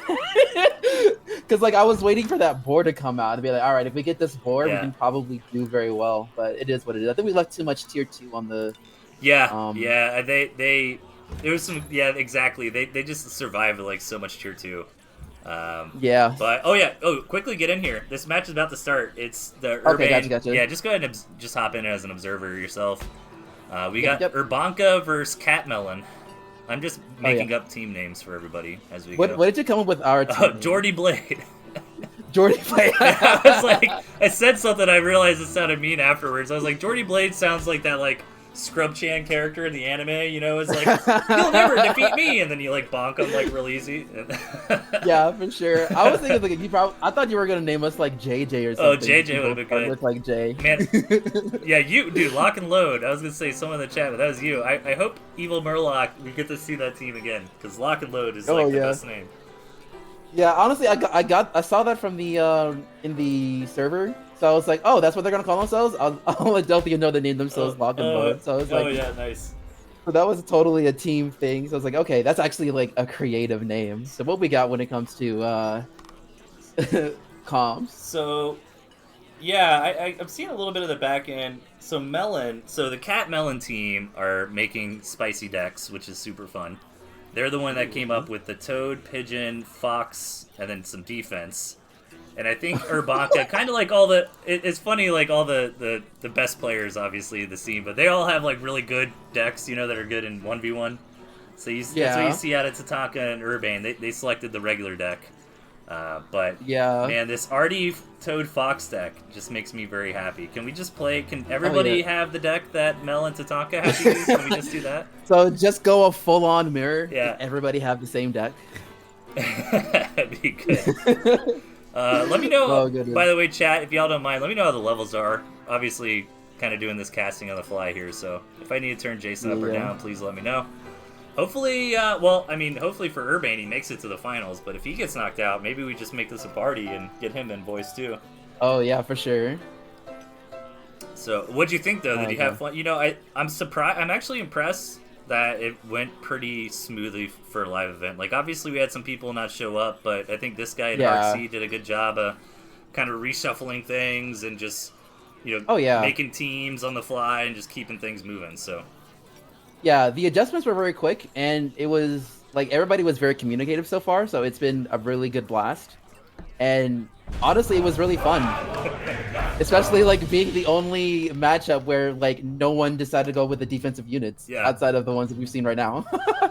All right, in the top left, we've got Urbanka, and in the bottom right, we got the Cat Melon. I like Earthman in chat. He says, I hope both of the teams win. I don't think it works that way. Oh, good. If only. They'd be like, hey, we'll just continue swapping out and just battling each other. I mean, anybody who decides to spend their Saturday afternoon participating in a Tooth and Tail event is a winner in my book. Heck yeah. So, a little bit of lag here. Hopefully it clears up. Unfortunately, I think it's all like peer-to-peer connections, and we have a mix of like North American and European players. Yeah. Let's see. Yeah. Ooh, okay. Got ourselves a mole. Yeah, mole very early mole from one of the sides. Who else? Where is that mole? Oh, I see it. Oh yeah, of course that's right Urbane. here, like Mr. Cheeky Mole Doctor over here, being a gremlin as usual. Poor Mel, just trying to have fun, trying to build some toads and foxes. He's just like, nah, man, not today. Oh gosh. And honestly, cannot blame putting them a defensive unit right there after almost getting like slaughtered. Oh, we're seeing some mold for Cat as well. Ooh, excuse me. Let's try something real quick. Can you maybe drop off the game and then watch my stream on Discord? I just want to see if that helps with the lag or not. Okay, I can do that. I just don't want the lag to be because of us. Okay. Yeah. It is not making. Just dropped out? It is not making any difference. So. It's okay. Yeah, no, it was not us. I just wanted to check. So you can hop back in or watch whichever. I'll probably just stay on the stream because I'd like close out the game entirely. Oh yeah, you just Alt F4. Yeah, like okay, let me just turn my whole computer off. It's like the fastest way to do it, you know? Oh, that's true. Yeah, I guess you're not wrong. All right, well we got a sneaky fox out of Tatanka. Oh, I like the lines that he put. Can you see okay on through the Discord? Yeah, I can see it. I can see everything. Cool. And yeah, I really do like that that safety precaution just in case. Ooh, okay. I'm very curious as to. Oh, okay, he just sold the mines. All right, I thought he just sold the fox. I'm like, oh, is being cheeky over here?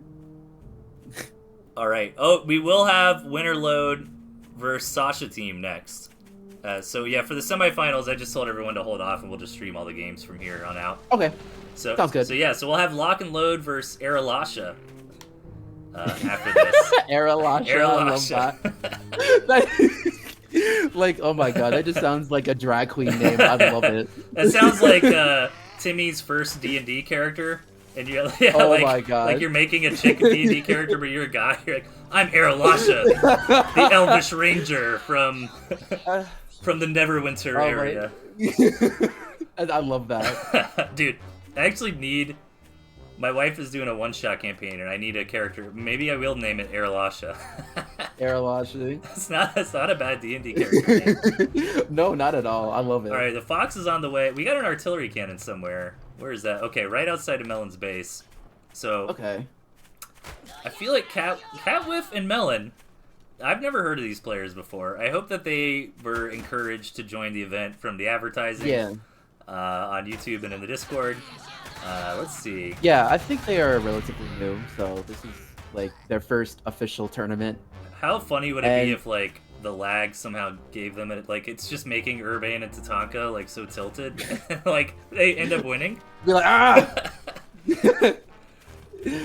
I mean, it's like I'm sure that they've dealt with like lag spikes before, so it's not like the end of the world. Yeah. But it can be frustrating. I know, like when I had my match, I was like, we saw like it lagging for like 10 seconds. Like, no, please, don't do it. Oh my gosh, there have been so many. Like generally, honestly, this is probably this. It's been several years since I've done a 2v2 event, but this has been a pretty smooth one because it's a lot harder, right? Because you know, obviously you need 4 players instead of 2 for every game. But then also, the chance of lag is a lot higher. And then what happens when you're like 8 minutes in and then the game lags out and it's like, oh my god, it can be a nightmare. So yeah, and here comes the fox doing what it does best, picking up them pigs. The defenses will stop the fox from getting all the way in, but Urbane and Tatanka have a pretty fierce-looking army knocking on the front door here. Yeah, for sure. I mean, like even I believe they are relatively new, but considering the fact that they have some good defensive warns up, they are able to not have them push even more. Right. And I do like the idea of them kind of expanding a little bit over to the sides that are more forward. Yep. So it looks like, is it them building that? I'm not even sure if that's theirs or not, or if it's Tatanka being Tatanka and just buying just everything. taking everything. Okay, Oh yeah, fair, you're fair, right. Yeah, the yellow one is Tatanka's. The blue one is Cat Whiff's. Okay, just making sure. Hopefully they'll be able to spot that, because like that could loom some trouble, like with that mill being super exposed. It's not very easily accessible compared to the other one. Okay, let's see. How do I...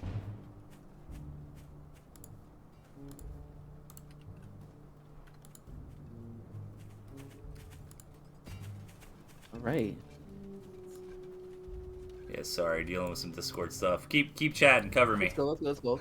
Yeah, I got you. So, right now both sides do have foxes now, which is gonna make this a little bit interesting. I'm wondering if either Cat or Mel are going to try and see if they can play a little bit of distraction and try and take out at least some pigs, because there is a mill that is almost fully farmed up in the northern end from Urbane that probably needs to be taken care of, because if they don't, it's gonna scream a lot of trouble, because that's a lot of economy coming through. Oh yeah, in the top, yeah. The fully saturated base. Tatanka's also doing that here on the side. So they are building some arties. Lots of defenses coming down. Yeah, and I think it's to your point earlier, like, this is almost like a single player map, you know, where you gotta like burst into the fortress, because Cat Melon is like absolutely just impenetrable here. You know, second arty on the way for the mains. But the thing is, you know, 5-minute mark came and went, so those mains are not going to be mining for very much longer. Oh no, not at all, and that's what makes this a little bit of a struggle between these for Cat and Mel, because now they're in a heap of trouble, as Urbane and Tatanka are just like going down through everything, and that mill's done, and that might be GG's after that one. Yeah, the economic advantage is just too far gone at this point. I mean, Cat Melon put up a good fight. I think that if they did this, like, this turtley strategy is actually really valid in 2v2, but I think their problem was that they just, like, they're not protecting enough assets, you know what I mean? Like, they're protecting their mains, but you really got to set this up in such a way to where you protect several bases to keep that economy flowing. So I think the stranglehold is about to happen here, and once Tatanka and Urbane get that overwhelming force from other expansions, they're just going to come in and take us to the next game.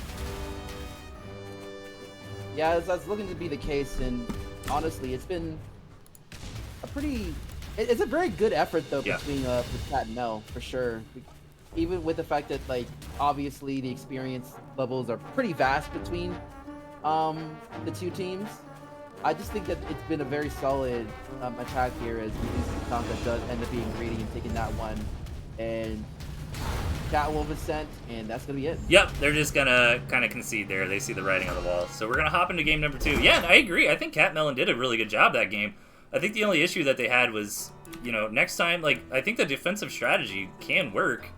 Just next time you gotta do one or two things with it, right? Like, you either have to contain the opponent to only a couple bases, or you've just got to secure a ton of bases with it, right? So if they can get one of those things done, like we saw Lock and Load do that early on in the tournament. They did a good job of kind of containing their opponents and strangling them that way to just one or two bases. So let's see what they can get done here in the next round. All right. I'm very excited to see how Cat and Mel respond after that one. It was a pretty, like I said, pretty good effort. But now it's just wondering what the adjustments are going to be between the two of them.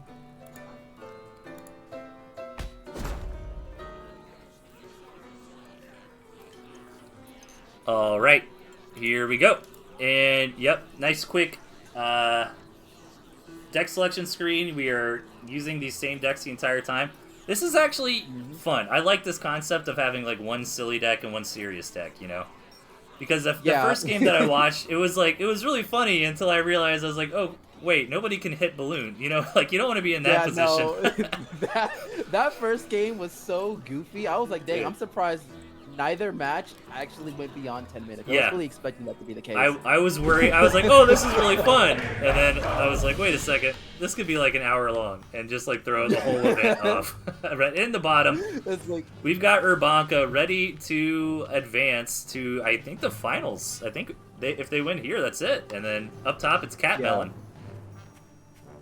yeah, it'll be interesting to see how this goes. A very curious map here. It's a lot more wider compared to the last one, Yeah. and I will say that it might be a bit more difficult to grab other bases, even though there is plenty around. It's just super spread out. Yeah, and some things are a little bit awkward. Like, if you look closely over here in the 3 o'clock, like, this bush is stopping you from getting in. Like, you gotta run all the way around like this to get over here. But generally, I like this map just because we're not in that situation where it's like, oh, somebody's gristmill is kind of the front lines. I think it is awkward Right. for... I think it is favored for Cat Melon, which is great. That's kind of what I prefer. Yes. Like, the unfavored team to have a little bit of the better spawn. Yeah. But... I will say I do find it very interesting when it comes to the mill placements. Actually, that it's kind of like a circle. yeah, it's like perimeter gristmills. It's so weird. Yeah, this is definitely one of the more odder maps here. And oh, Arbane trying to be cheeky again. Oh, where the I see him moles? over there in the corner. There are no moles, but he looked like he was wanting to do it. but he buried away. I'm like, yeah, we see There's you. no moles, but he's sus. We're watching Like you. every time when he goes to a corner, he's like, Dude, this spot Where are right you there, going? how is Urbane not like drooling over that little spot? For That's real, like though. perfect to put a mole warrant. Yeah, that's probably what he was thinking too. Yeah. But I do see that Cat did decide to go for a 7 farm 1 Warren startup instead of going for the Gentleman's 8, which I can't blame. But this is also a thing when it comes to beginners that they tend to kind of forget to get the other one when they do that. Yeah. And it's looking to be the case right now.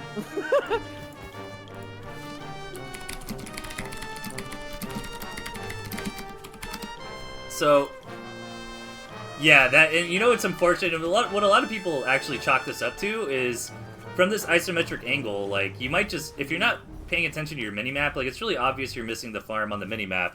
Right. But, you know, if you're just quickly looking at your base, you might not realize that you're blanking a farm right there, which is honestly Ooh. an enormous deal. And we have a really quick Fox. I love the style coming out Yeah. from Melon here. Yeah, trying to be aggressive, making sure that like they already are trying to get set up to possibly play the economy game if it goes down to that, which could be the case since we're already seeing some MGs coming from Tatanka. Yeah, really cool strategies for Melon so far, to be honest. Like, I love the ninja base, and again, this is that one that's a little bit awkward, right? Like, it's hard to scout that. It's kind of like hidden in plain sight kind of situation. And the Yeah. Fox on the way, like, now, the Fox is a little bit, it's kind of funny, the deck that the Fox is in. It's like, here's a Fox, and here's a bunch of stuff that annihilates the Fox. Like, you know? Pretty much. So, Yeah, there aren't really a lot to like. You're basically essentially relying on your partner's tier 1 to kind of tank for the Fox at this point. So it has to go into a lot of teamwork yeah. in that circumstance. So you just gotta really hope that your partner is able to go ahead and get enough tier 1 to not end up getting deleted real quick, and there goes your Fox chances. Right. Um, Well, Fox is on the way. Tatanka's getting a Fox of his own, and I'm assuming, yeah, they're quite aware. That's another thing that high-level players do very, very well that new players need to work on is scouting, you know. So if you look at the vision from both sides, it's been a minute since Cat Melon's kind of been in to check everything out, but it seems like Urbanka know quite well what's going on, besides Mel's cheeky little base over here, which they haven't put any farms on just yet. Yeah, I'm assuming they're gonna probably put it in soon, but they're just trying to make sure that that they gotta be sneaky with it because they don't want them to be, oh wait, where are you coming from? That's interesting. Let's see what's going on over in this corner. Yep. You know, it's just being able to understand when you can go to that base, because if you do come from a completely different direction than when you usually go to, that'll pretty much put the turn the light on a little bit for your opponents. Yeah, that's Knowing that there's something exactly like going on. why is this commander coming from this angle, you know? And Yeah. Cat is gonna come down here and maybe try to what are you trying to do down here? Just kind of I taking think a he whiff. thought that was a. Yeah. I think it was. trying to look around and see if there was another angle there, Yeah. but obviously there wasn't. Yeah. So. I see. But now we're Wants the seeing some fox farms going down for to Mel. shoot from here, but nothing quite in range just yet. You know, unfortunately, and I hate to see this, but again, I think it's generally a problem when you kind of have newer players versus like pros like this. Is, you know, I feel like Cat Melon are playing an interesting game of Tooth and Tail, but you know, the economies, you know, might just get out of control for their opponents. I mean, to be fair, actually, Cat Whiff does have a very saturated second base, so maybe actually, you know, maybe I think I gotta take that back. I think it's a little bit more even than I thought it was. Yeah, it's pretty even between the two. Actually, I think there might be a little bit of an economy lead. I mean, it does go into question because of the fact that the one missing farm that's yeah, still missing. You know, he's saving that for starvation later in the game is what it is. Yeah, it's kind of like a desperation thing. Be like, okay, I still have this one fresh farm that hasn't been taken out. I got 5 more minutes. I got 5 more left. Exactly. So Commander getting gunned down so quickly. We're definitely getting some big defensive lines being drawn. That Artie's going to finish first, and I think the other Artie is in its range. It just needs the extra vision, which Tatanka's trying to provide it. Yep, there it is. It just shot it. There it is. Yeah. That's going to be it. Oofda. That's unfortunate. That's very unfortunate. So, and it sucks because, like, when you see that it's been targeted like that, you would sell it just automatically. But now that's, like, almost close to 300 food coming to waste with a couple of MGs going down as well. Yep. And now Urbane and Tataka are in a pretty good advantage. Yeah, so much turrets here in the middle ground. I would love to see this mill kind of taken as well, just to, like, that center one, just to kind of expand territory. But I think they're done screwing around here, Jason. Now that the artillery has been breached, the big bad boar and all the moles start piling in, gonna try to take down the second base from Catwhiff here. Yep.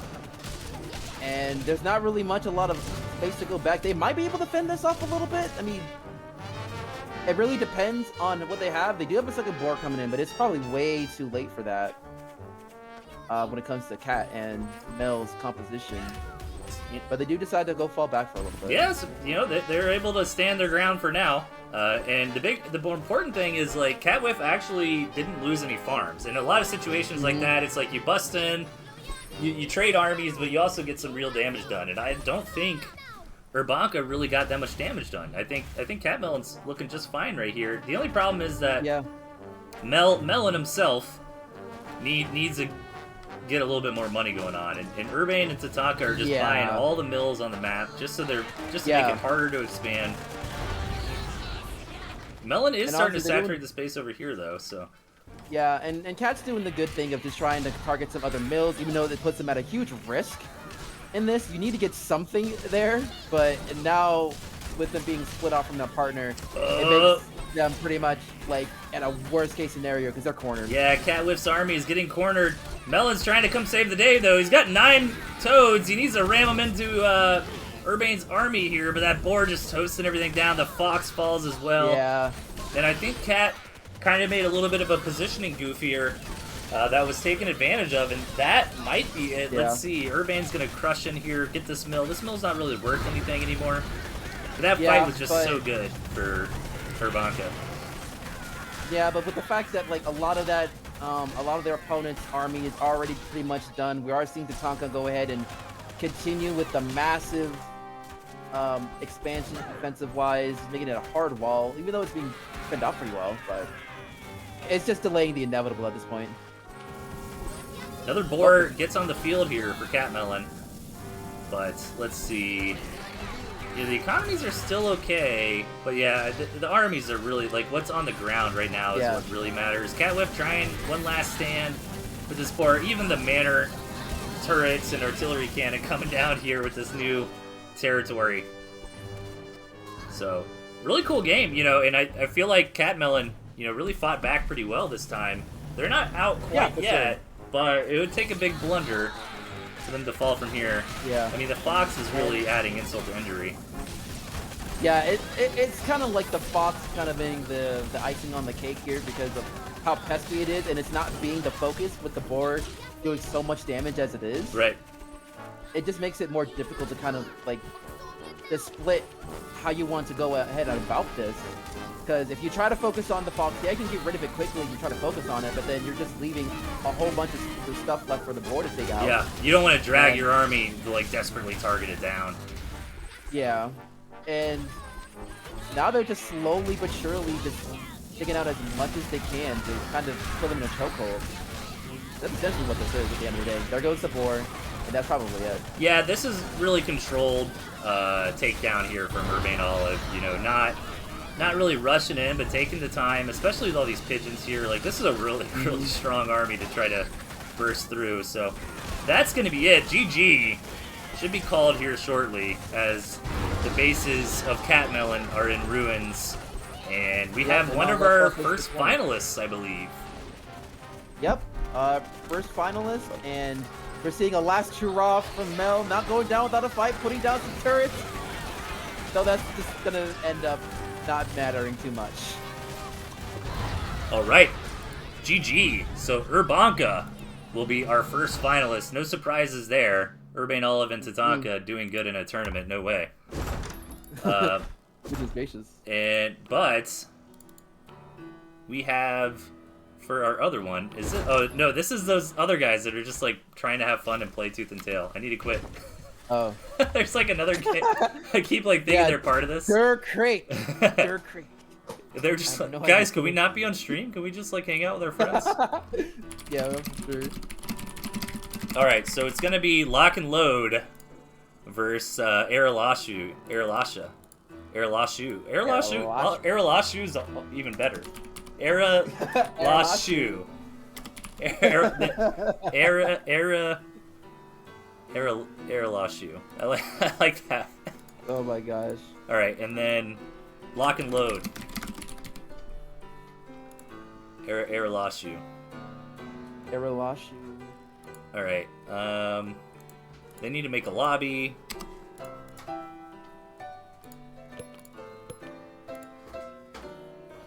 All right. Yeah, been a fun event, man. I'm impressed on how smooth everything is going. Yeah, for sure. It seems like a majority of people came in, which is good. Of course, we had a couple of blunders, but it happens. Yeah. But overall, communication has been good. Everybody's been like, getting their games done, and we're like, all right, on to the next one. Yep. Yeah, I really, honestly, I thought I was gonna have a ton of downtime, like in between matches, and be like, all right, I gotta keep my break screen on for 15 minutes while I wait for, you know what I mean? But that hasn't been the case. I've been able to hop from match to match, and we've only even been live for about 2 hours, so it's not even taking, like, we're almost at the finals. So I mean, I think it's going to be about a 3-hour event, which is kind of perfect. Nice. So, oh, we got a third place match too. We could watch that at some point. Okay.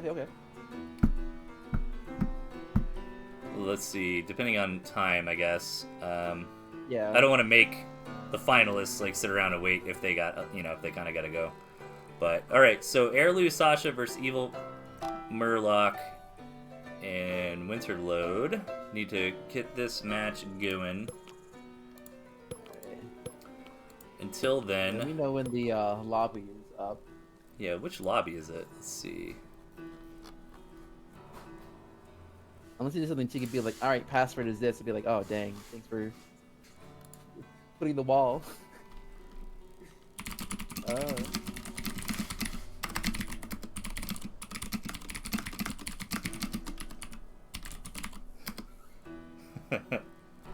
Aralashu. Is Aralashu better than Aralasha? Aralasha? I don't know. Aralashu, I mean, I don't know. I'll probably be doing like drag queen, don't you? Like Aralasha or Aralashu. Well, Aralashu sounds a little tougher then.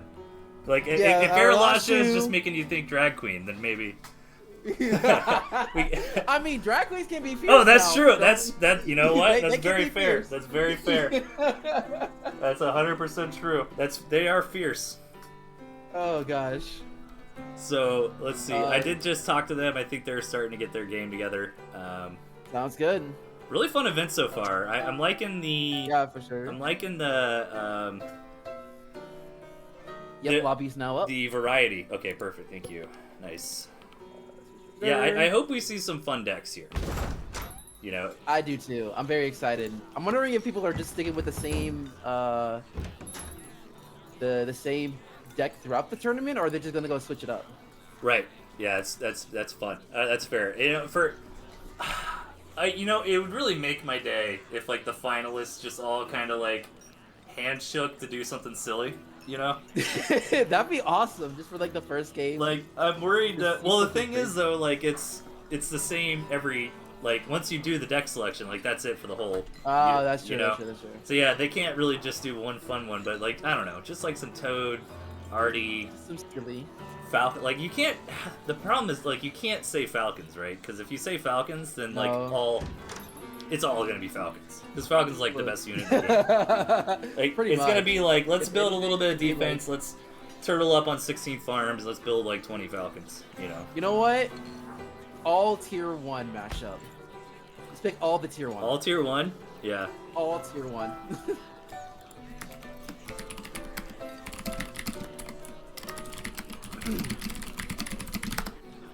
We got Cat Whiff in the chat. Yeah, definitely good try from Cat Whiff. Awesome stuff, guys.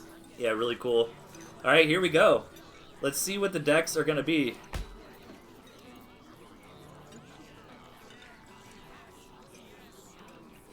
As a player, I think they're figuring that out now. So what they're doing is like the team captain is whispering the tournament organizers. That way, it's like you have to submit your selection without knowing what the other guy said. All right, let's see, Jay. Yeah. I don't think we're gonna get silly. If we get silly decks, it's gonna be from Lock and Load. Okay, yeah, Lock and Load coming through with the Toad, Mole, Ferret defense. Love to see it. Oh my gosh, I love this. As long as there's no balloon. Like, balloons really just screw everything up. Alright, we do have Falcons in the chat. Yeah. But, see, that's the thing is, like, you can't... Like, they're just gonna fly over the cannons, you know? Yeah. I mean, the good thing is the fact that, like, for the other deck, it is kind of more of your standard deck, usually. With the Solo Squirrel, Mass Tier 2, and then the Wolf, because that's kind of been one of the popular things in the meta that we used. Right. In the previous tournament, so yeah, Wolf Tier 2 is always very, very strong. So let's see. I mean, I could double check with the TOs, but I'm very positive. Yeah, Winter Load is the one who submitted the fun deck. Nice. All right, teams are getting ready, and there it is. Here we go. The semifinal match between Aralashu in the bottom and Lock and Load in the top left. So look at this. Dude, we've been blessed today with our map RNG. Some really cool maps coming out today. Yeah. This is a great one to start the series off on. Oh, for sure. I think that, like, when it comes to 2v2 matches, you would love a big map where you can easily get into 16 farms for all the players and just go macro it up like crazy. It's always a fun thing to see when you're in these kind of matchups. So there is some interesting... Yeah, I like that both sides have good access to second bases, or naturals as we call them in RTS terms. And then over on the left side, kind of same thing. Lock and Load have some decent naturals over on the west. But then these middle mills will be nice for like trying to get an artillery cannon down. I'm curious if we're going to see fun stuff like that. Like, we do have Squirrel. Like, we could just see some like Squirrel, Toad, Mole pushes, maybe with some Ferrets backing them up. Possibly a Fox. Yeah. Like, Fox versus Wolf. Like, we have the Snake. But I think the ultimate late game comp is still going to be that Wolf Cam Falcon, right? Yeah, for sure. And honestly, like, this could go either two ways. This could be a really fast map where they just all rush each other like crazy, or it's just going to be one of those, like, 10-15 minute bangers. Yeah. Like, it could go really either way with how flexible all these decks are. Yeah. And although Airlu and Sasha are two of the best to ever play the game, Winterload and Evil Murloc are no slouches. They're strong players. Evil Murloc is a pretty strong Premier League player when he shows up, and Winterload used to be a lot more involved. So I'm not sure how in shape they are. They've been looking pretty good today, but I guess my point is, especially in like 2v2, I don't really think this is that unbalanced. Like, obviously, Airlasha have the edge on paper, but I Yeah. think we could easily see Lock and Load going to the finals. Oh, for sure. This is gonna go either way. Really depends on like how sharp the teams are, especially when it comes to Lock and Load. Because like when it comes to like overall skill, you would have to lean over to Aerolashu, mainly because of the fact that with Sasha already being one of the top players in the game right now, like finishing in the top 4 in the previous 2 tournaments, that's not something you should like snicker at. Yeah. That's a pretty big deal. Yeah. And They were runner-up last season to Melvin. and Here's a big attack coming in, though, from both sides, so kind of splitting this into, like, 2 1v1s. Very curious. Like, this is kind of the first time I've actually seen it with, like, Oh my gosh. we're having 2 separate battles here. This is working out pretty well for Lock and Load. They got some damage on Airlu's economy. 2 farms are down. These ferrets are really starting to get some harassment in. The Toad's gonna connect! Oh, that was such a good Toad from Airlu, though. Airlu's Fox is almost here, so Airlashu is taking a pounding, but once that Fox is out, man, I mean, that's going to change things up pretty significantly. Like, there's no for sure anti-Fox repellent spray here from Lock and Load. They don't have any mines, they don't have any turrets, like... Yeah, no sneaky cams that you can put in either. Yep. It's just... that Fox can get really pesky really fast if they are not careful. I don't even know. Have they even scouted the Fox? Let's see. Yeah, they do see the Fox horns on the way. So that was a really good attack from Lock and Load. They got some real damage in, but now they know the Fox is here.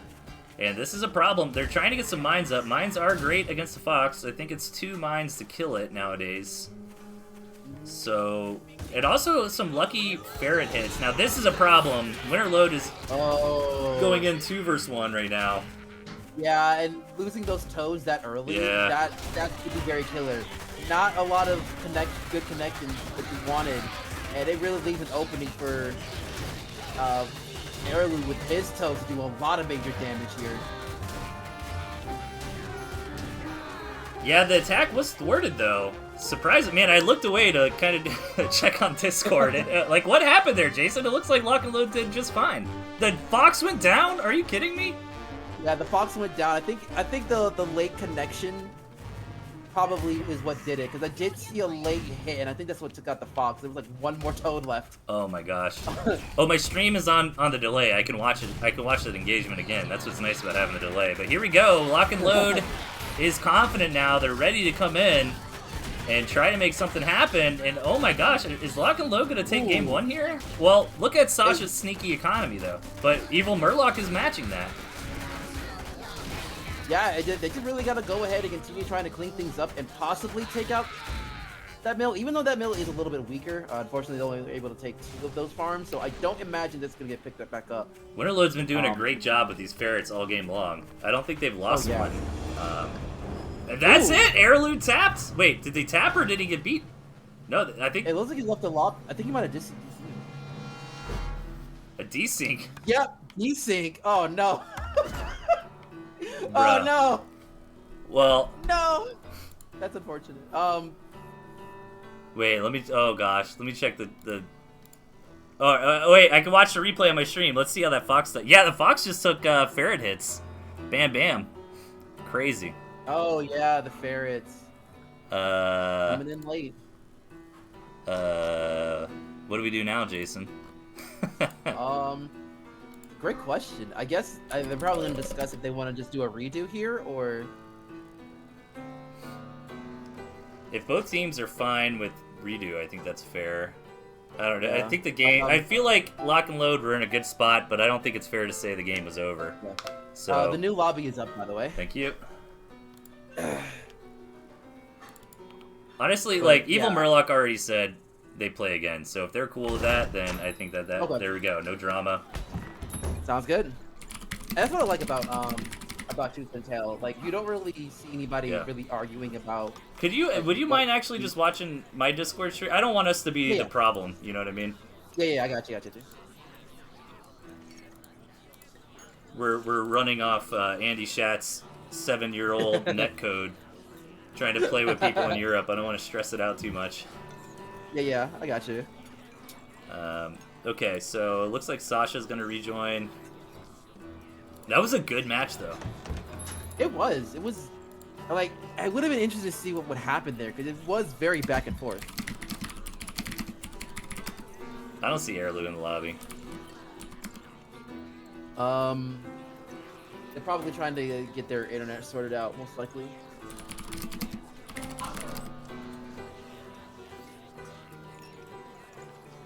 Okay, yeah, Heirloom might need to get fixed. I don't think. I want to say Heirloom is like Brazil or something. I don't think Heirloom is Europe. I think he's in South America. It's kind of wild, like, how international the scene of this game is. Yeah, right. Like, because it's such a small game. Like, everybody knows that, right? Let's not act like it isn't. You know, it's a very, very small community, and it's just crazy. Where it's like we have representation from like all over the world. Yeah, for sure. I mean, there's like it kind of really goes to show the amount of interest that can be in a game like this. Like you never know who you would be able to be going up against in these types of situations.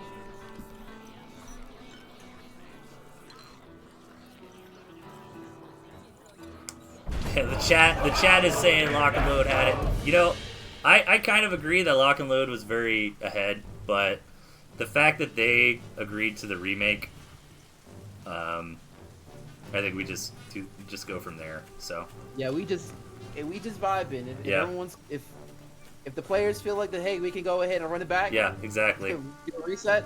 We got it. It's all I think if Murloc was like, guys, come on, we were gonna win, we could have maybe looked at that very closely. But the fact that, I mean, Tooth and Tail is a very like Sasha still had a huge economy. Like, yeah, it's hard to call a game like that. So I think that the most fair thing is the replay, unless it's just like so blatantly obvious that it's like there's no way you could possibly ever. If it's like that guy who's like running around trying to take mills to just not get knocked out, you know what I mean? Like, yeah, just desperately just getting like 3 or 4, just be like, all right, I gotta get something. The Tooth and Tail version of like floating your command center into the corner of the map. Like, if somebody's doing that, then it's like obvious. But yeah. Argentina, says this guy. Yeah. Okay. So yeah. So Heirloom's in Argentina. I knew he was in South America somewhere. So now I don't think any foul play or anything like that from obviously Heirloom is a huge tournament player. You know, he's not gonna do something salty like DC when they're about to lose or anything like that. Yeah. So, anyways, we are back. That was a really cool game, though. So we just got treated with a bonus game there. Nice try by Heirloom, but good response there by Murloc. Prevent that mole from going in. And this map, like, here's the thing about this map is it puts a lot of pressure on the Lock and Load team to secure the middle. Like, you cannot sit here in the swamp in the bottom for very long. And look at this, a fox already in the way. Oh, bro. It's Sasha with the instant it was already been scouted by Sasha, yeah. Yeah. So, like, they're aware. They're aware of it. Heirloom actually opening up with ferrets. This could be bad for Team Lock and Load. And some mines coming down on the field as well. But yeah, like, Lock and Load's gotta push out a little bit, secure these mills, probably try to throw down a cannon. That'd be nice to see. But that's not the route that they chose to go. Winter Load is investing heavily into an incredibly early fox. And if this fox gets here in time, then great. But the fact that it's supply blocked, like, every second matters. Like, even these, like, 5 seconds that went by with that fox being supply blocked, like, that could be all it takes for the ferrets to get across the map, you know? Yeah, and I think that really kind of goes into the timing of it as well, because obviously with that fox coming in at any point, they want to go in now, which seems to be the case here, as seeing a little bit of an engagement, but nothing too crazy. Yeah, and as long as they can kind of body block and buy some time for this fox. Ooh, these mines are going to be huge, but they don't need to, they don't need to chase. They're chasing right now. They don't have to. Maybe they're smelling some blood in the water. But maybe, but it's a defender's advantage is like huge as well. Because now here comes the swirls for Sasha. That was an overextension. Hopefully the ferrets help them retreat. But I mean, they did what they had to do. They bought the time. They're gonna get the fox out now. Yep. And this also kind of gives them a little bit of, like, if they're able to go ahead and fend off very well, very pesky, they'll be able to expand like they just did there. Okay, now the Fox is out for Winterload, so...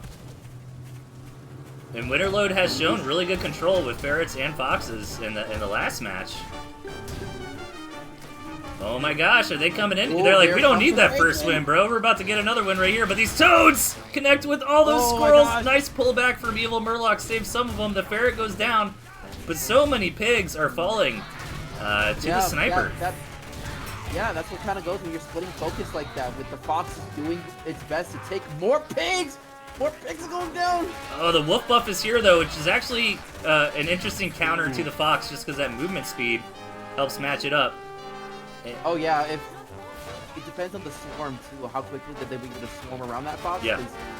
If that Fox is not careful, then it could easily get clapped. Oh, this is such a close game. The counterattack from Airlu and Sasha is strong, though. Where are the units here for Team Lock and Load? Murloc trying to get in position with some squirrels. So many Warrens going down here, but keep in mind that Fox did a lot of economic damage, so... Ooh, the mines! Okay, Fox is good. Oh. This is a fun match. Let's take a look at the economies. Sasha did expand, so all those farms was on the second base. We need to see the expansions coming up from Lock and Load, and they're starting to begin now. Artillery cannon would be fantastic around here. That is a very expensive unit, and the Wolf is a big deal. You know, going to be able to buff the production, the income, and the units themselves. Yeah, it's probably one of the things that would definitely kind of swing it over to Aralashi play. Mainly because of the fact that, like, with everything being buffed as it is, it makes it a lot more difficult for the Fox to actually be more economic. And that's what you really want. Because it seems like we are going to go for more of a starvation game, how it's going. And even though they're both sides are very well saturated, are building a lot of mills as possible, just the fact that Wolf is there to give them a little bit of an eco boost, be able to go ahead and fend off any of these battles we're seeing right now, it could give them an opportunity to have Lock and Load waste so much food. Yeah, so far, big engagement going on. A lot of Toads traded, but, you know, that Wolf buff is huge, and now that there's a Fox out for Airlu as well, we need to see a Wolf out of Evil Murloc, but he just hasn't been able to afford one. Keep in mind, earlier when Aralashu attacked, they took down like a ton of emergency mills that were Warrens that were getting thrown down, so that was just like a lot of money. But looking at it here, Airlu and Murloc are both pretty low on income. Sasha's got a nice 2 bases going on, but this is tough. This might be where Aralashu breaks through. Let's see. This Wolf buff making such a big difference in these engagements. Ooh. Yeah, I think that this might be it. Ooh, he's a commander. Well, not commander, but the Fox over for Winterload. And that probably was it. Yep. Yep, so that's where they're going to tap GG. And I think that Wolf is really what made the difference this game. Really close match. Oh, for sure. Yeah, these guys are very... Like, this is a fun series. I could watch this all day. Yeah. Yeah, in all honesty, if Murloc was able to bring down a Wolf itself, I think that match could have went their way. But since they weren't able to actually find the time to go make it because of how back and forth a lot of those matches were, it was tough. All right, here we go. Let's see if Lock and Load can put a point on the board and keep this series going. If not, Aralashu is 1 match away from advancing to the finals. In the bottom, we have Aralashu, and up top, it is Lock and Load. Take it away for a moment, Jason. I gotta grab a cup of water. Sounds good. Yes. Hopefully, we're having a couple lag issues, but we're good. We're here. This is another good map. Another big map for both sides to play with, and a lot of mills to play around with as well. Though I will say it's a very awkward spot when it comes to Aralashu's placements, because they're both kind of in a weird position where they have a little bit of space between each other, and they have like an in-between, so they can easily get closer depending on like which ones that they expand on. But meanwhile, Winterload and Murloc, they both have some pretty good solid things here. So It's gonna be interesting how this plays out as both sides are looking to get into the gentleman in both sides. But yeah, so far pretty clean, no shenanigans happening. All right, I'm back. Welcome back. So it looks like a pretty good map here. Decent mills on both sides. Maybe a little bit more income. Actually, a lot more income on the Aralashu's side. But generally, you know, most games come down to like 2 base play anyways. We've been seeing that a lot today, even out of the 2v2, which is kind of can be surprising. Like you expect games to kind of macro out a little bit more, but I think the reason that we don't see that happen as much is because like once the tide turns in a 2v2 match, because there's so many units, you know, it can quickly devolve into just like snowballing. You know, like we're just overwhelming. We're in your base, in your face, and that's it. Yeah. Yeah, and I will have to say that like there is a little bit of awkwardness when it comes to placement with Araloo and Sasha, since they started kind of a little bit more separated compared to what it is for Lock and Load, but it's still pretty. It's not like the worst thing in the world. All right, lots of ferret opening from Winter Load, but let's see where they go. Big attack coming through.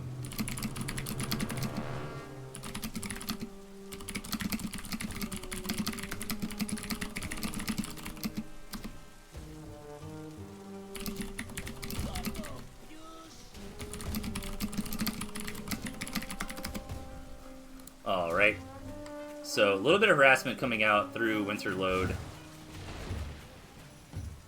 couple ferret hits. I'm really looking for like the tier 3. Sasha's been doing a good job like putting the economic pressure on in this series. Like already got the expansion going in second base, but you know we got ferret cam here. Where are the cams from Murloc? They're behind. Oh, they're trying to be the bait. Yeah, like oh, don't chase me, you know. But then all of a sudden you hit these cams.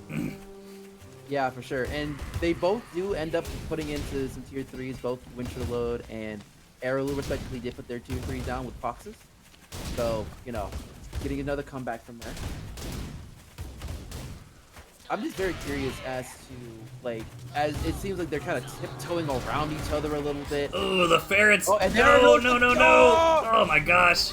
Here comes, but those mines coming in clutch, taking out those 2 cams real quick, and now the cams though. And the cams are cleaning a house at this moment. Oh my gosh, that went from like horrible for Lock and Load to pretty good. The cam's gonna push back here. The Fox is on the way for Winter Load, but I am really afraid of Sasha's rigorous economy right now. I mean, already 5 farms on that second base. Like, Lock and Load really needed to get some damage done to even that out, but they weren't really able to in that engagement, so... Yeah. Like, the worst case scenario didn't happen for Lock and Load, but it still wasn't it still wasn't as much as they would like it to. Yeah, they didn't win as hard as they needed to. Yeah, they got a free, and speaking of, they got a free mill out of that arrow with the ferrets. So, like I think this is just gonna be a short game where Aralashu kind of comes in here and seals it out. Let's see, the Fox is here though, and the Fox will make short works of the ferrets. Need to be careful about the opponent's cams, and also the mines. That's the one thing. Like, you can't be too greedy once you have a Fox out, because it'll expand the game just a little bit, but it's all about placement, because if it gets exposed too quickly, then it's done.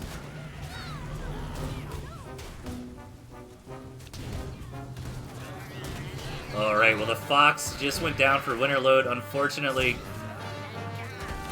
And this is looking tough. It looks like Aralashu is about to secure their way into the finals. Yeah, I mean, the fact, again, like, it's just an eco game, you know? Like, the fact that Sasha's been pumping a second base this entire time is the big deal. Like, that fast, so Winter Load, or the Lock and Load team went for the fast Fox. Unfortunately, it didn't really get as much damage done. Oh! Oh, I thought that Fox was about to die to the ferret there. It's very close though, close to 9 HP, but there's not a lot that can like help try and take it down, so that might be it. Oh, it does go down, but I think the damage is already done here. Yeah, there's not really much that either side could really do. There's not a lot of economy to really kind of replenish anything. We do see some last-minute tier 1s being placed down, and I'm not sure if that's going to be enough, really, as Burlock is now starving. I'm pretty sure that there's a good chance that he's going to try and expand this as much as possible, not give it up without a fight, but he does need to try to sell something and replenish. I'm assuming that last world's going down. Yep. Oh yeah, he's selling everything just to get something down, but it's not going to matter because now that thing's going to get targeted, they're going to go ahead and take him out outright. Yep, and it looks like we're going to have Urbanka versus Arilashu as our grand finals here. Now, the question is, do we want to go right to the grand finals, or do we do a third place match first? I think it makes more sense for the hype to do the third place match, if people are okay with that. Yeah, I'm cool with it. Let's see. Maybe give Arilu a chance to reset his internet or something. Yeah. So, Arilashu will advance. And let me do a little bit of back-end stuff.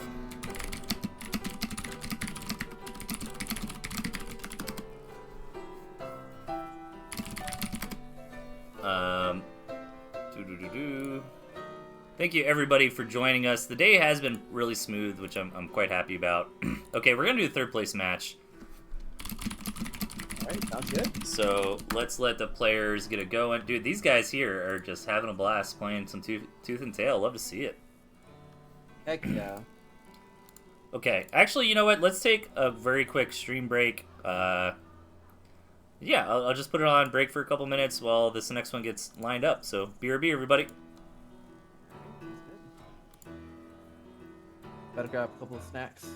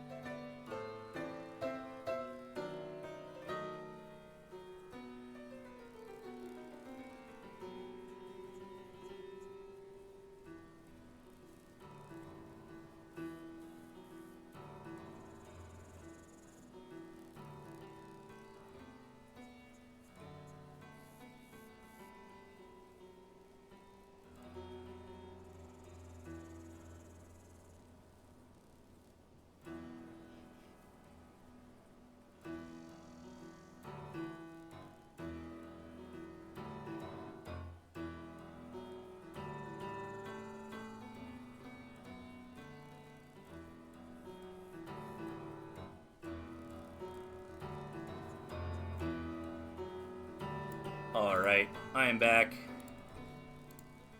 Jason, let me unmute you. Are you back? Yep, I'm back. Hello. All right, let's see where we're at. Hello, hello. We're gonna do bronze for. Seems like Airlu and. Oh wait, we're gonna do the finals first. They said. Oh, hold on. Gotta do finals first. Or what? Yeah. Yeah, Catwhiff needs to get out of here, I think. So sounds like we're doing finals first. Okay. So Catwhiff, leave. Okay.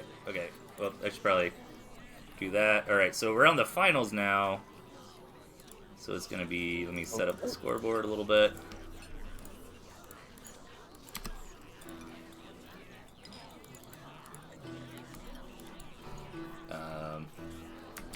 For Bonka.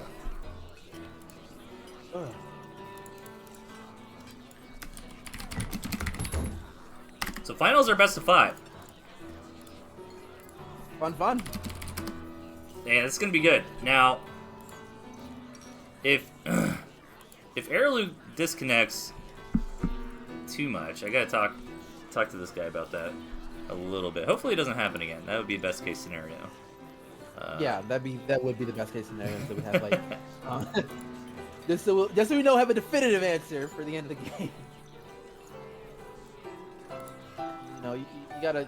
It sucks when it happens at like the peak of the matchup. Like you prefer having that DC happen like within like the first 20 seconds of the game rather than it being like 3 or 4 minutes in, because then it gets kind of like in that gray area of whether or not you want to just reset or just. Yeah. It's tough. Like if it is in a position where one team is like, because that was tough for. Luckily, it didn't like matter. Like even if Lock and Load won that, if we gave the point to that Lock and Load, but like Tataka was making a good point in chat as well, where it's like, you know, they were advantaged. See, where I go with it is I don't attribute the disconnects to malice, because I know these people and we've been playing in tournaments for like years, so I know Airlu did not like pull the plug because he was losing, right? So it kind of becomes like a shit happens situation, you know, where yeah, it is a little bit unfair, but life's unfair, you know, like I mean that's the way she goes sometimes, man. And at the end of the day, like it should be like a decision between the players as well. Exactly. And if they feel like that, hey, we're cool with it, we can just go ahead and run it back. Which was a very quick decision between the two teams. That was actually, like, shout out to Evil Murloc because, I mean, his team did have advantage. I don't think it was... I think Tataka made a point, though, as well, where it's like, they don't necessarily know how far ahead they are compared to us. But I don't think that game was over 100%. I think there was a world where Lasha could have come back.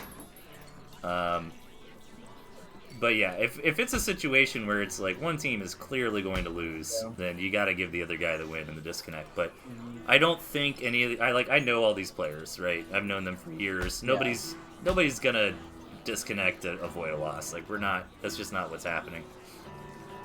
Yeah. No, you were cool about it, Murloc, but I agree. But it wouldn't have mattered because you guys lost. Like even if we gave you guys the win there, it wouldn't have made any difference, right? Like you would have still lost 2-1.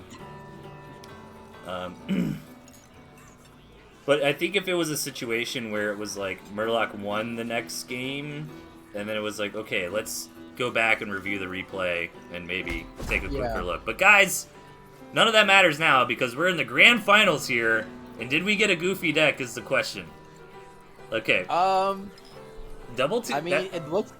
The double tier 2 doesn't seem like crazy. Oh, okay. We got a Fox Badger, which is pretty cool, and then we got a Mass Tier 2 composition for the other one. So, two pretty. You know what? These are fun. I think these are okay. Yeah, these Nothing are nice. crazy. No toads. Sad. We get foxes though. We got foxes. We get foxes. Okay. We get turrets. So, and defenses are way better in 2v2 than they are in 1v1. Yes. I think like when it comes to 2v2 matchups, like the one thing that you kind of look forward to is just that who is able to get the most territory out of the two teams. Like that's kind of been a lot of the deciding factor. Is like the economy becomes even more important. You need to go ahead and get that economy up as quick as possible to be able to get a decent unit out. So certainly very interesting how this is gonna play out. All right, here we go. In the bottom, Urbanka, and in the top right, Aralashu. And again, this is one of those situations where it's like the spawn is actually kind of close, and then you're going like to the northwest, you know, a little bit. It's the very awkward map, to be honest with you, because like as you said, this is a very small map, and considering that both of them are pretty much on the same side, it's just like there is no real need to like look over there, even though there's a ton of mills in the that are over there, especially when it comes to Urbanka. But in this kind of case, I think they both scouted the other side, so they know what the full map looks like. It's just kind of curious of who's going to be like, you know what, we're just gonna go rush this, bump it, because it's such a small map to do, and plus there's a lot of road as well. I was gonna say that as well. I was curious. I was like, are we watching this in fast forward or something, Jason? With like how fast the commanders are moving, but no, it's because there's just road everywhere here. So yeah, this is a very road favored map. And both teams are just so close to each other. I think this is going to be aggressive. I think this game's going to be over in 5 minutes. Oh, 100%. I think that it's if it would especially be the case if somebody went lizards between these two compositions. But with that not being the case, I'm just curious as to if they're gonna go pretty hard here. And, ooh, Sasha. Okay. Let's go, Sasha. Scouted immediately, of course, but yes, of course. Now, are they gonna be cheeky with it and sell it? You know, I don't lizards think so. are the only unit. I think lizards are the only unit I have not seen on stream today, and we have a quick fox from Tatanka too. Yeah. So it looks like both sides just want to go ahead and be like, you know what? Even though it's incredibly tempting to go ahead and go for a hard rush, they may be like, you know what? Let's just go ahead and try and get as much ground covered as possible and go in for a macro game. Yeah, but this is starting to look like that as players are expanding and teching, and you know, diving in is very, very difficult, especially when the spawns are like really like look at this spawn for Heirloom and Sasha. I mean, that's just very defendable. So you can't. I think Tatanka made the right choice. Like, I don't think you can say, oh, they're going for a tier 3 quick, let me just go try to bust them. Like, they're too tight in there. But speaking of getting busted, Aralashu moving in, gonna try to deny this expansion. Turret up just in time. Oh, that's such a good turret. Look at that turret. Oh gosh, the turret really did held out there. If that turret wasn't there, then that mill would have been gone, 100%. Oh yeah, well the mill is not out of the water yet. There it goes. Yeah, and it was a great, and honestly great positioning as well between them when they saw that the MG being a factor. So just moving it just a little bit out of that range, it makes it for an easy opportunity to go take out that mill fully. Yeah. Yes, a nice little attack there from the Aralashu team. The Fox got delayed from Sasha just because they were prioritizing making squirrels, and it was supply block for a minute. So both Foxes are going to hit the board around the same time. Good game sense from Aralashu there and Sasha to try to look for these mines. Ooh, those mines were huge. Oh my gosh. Yeah, really good to kind of weaken them out a little bit, but still, that's a lot of scrolls we dealt with. And now the Fox is here, Aralashu, and it really depends on like if that defender's advantage can help out, but it's not looking to be the case. Yeah, a lot of momentum coming out from our red and yellow, our McDonald's team here. Maybe even caught the second base to back this up, so this is looking bad for Tatanka and Olive. Let's see if they can pull a rabbit out of their hat. Otherwise, they're not going to be having a Happy Meal today. So would you consider Urbanka like the Earth team? Since they're I know, I was trying to think. They're like Simic from like Magic the Gathering. So nice quick win there from Aralashu, and didn't seem too laggy. So hopefully that pass for Aralu got that sorted out. So all right, 1 point on the board here for Aralashu. Yeah, I can't think of any like rival. It'd be fun if it was like Wendy's versus McDonald's or something. I don't know. Like, what company has blue and green? I've worked for a lot of companies that have like blue and green themes, but they're not they're not big names that people would be familiar with. I don't know. I'm blanking on like a corporate blue-green theme. But anyways, the blue-green theme we care about is Urbanka in the bottom, and up top, Aralashu. And let's see how this one pans out. This map looks pretty balanced. I think both sides should be okay with these spawns. I think second base is pretty reachable for everybody.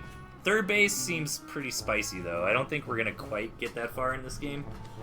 Yeah, I don't think so. I think, like, basically both sides going for a second expansion is probably the most we're going to get. I am very curious about the cabins, though.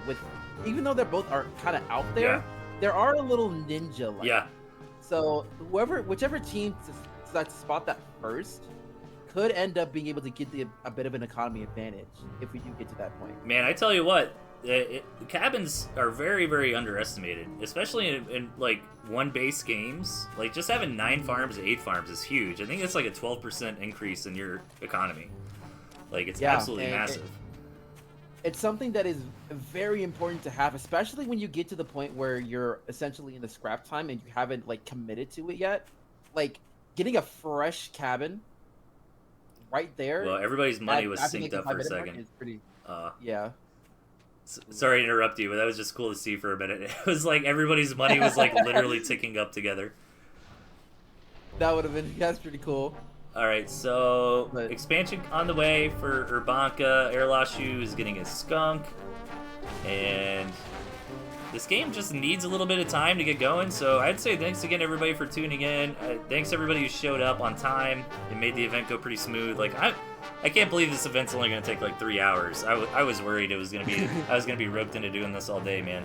Not that I'm not having fun, like, but it's just not fun when you got to sit around and wait and all that kind of stuff. But we've been pretty back-to-back in games, so big shout-out to Heartseed and this guy for keeping everything together on the back end, and for all the players who are, paying attention, being respectful of everybody's time, keeping things moving. So don't go anywhere after this series, by the way. We do have the third-place match, which, honestly, I'm really excited for. Lock and Load versus Catmelon is going to be a fun time, and I guarantee you they're going to have wild decks. But this game right here, Aralashu is moving in for an attack, but I think Urbanka should be ready to thwart this off. Let's see how much of a difference the Skunk makes.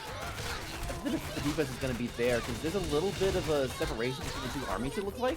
So, the defensive advantage is going to be there, for sure. And they might actually go for a counterattack. Yeah, it looks like the one skunk went down pretty quickly. Tatanka really wants to kill on the other one. He does get it, but did they overextend too far? Maybe a little bit. There's a lot of tier 1 still left on the table.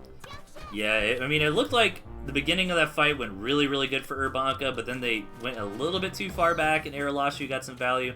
Tatanka really did want to kill that skunk, and he did manage to get it, but other than that, the only thing else of note right now is Urban Olive is the one this time around who's doing that, like, well, we're kind of trading evenly, but I've got a little bit more money.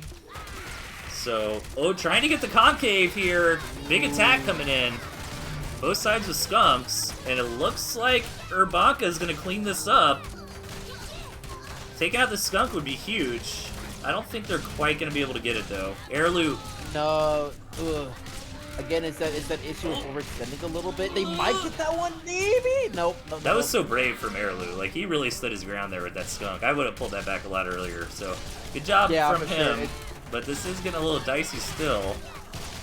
Yeah, it's starting to heal up a little bit right now, but, like, just one more engagement could take it out pretty easily how low it is. But, yeah, it looks like both sides are falling back, so... This is a fun one. Good thing that skunk did not go down. Yeah, for sure. It's very even. I like games like this where it's really active. Like, we're not really building up death balls or huge economies. Like, this game is going to get really cool in about a minute and a half, where everybody's economies are going to be, like, just dumpster fires, and, like, every squirrel really, really matters. Let's see if it gets there. Airlu is trying to expand, so maybe both sides are going to be like, okay, guys, it's almost 5 minutes in. Let's get our second bases established, or are we going to... fight to the bitter end, keep punching each other as we're falling off the cliff. Let's see. Ooh, going for a different angle this time. Yeah, good attack angle.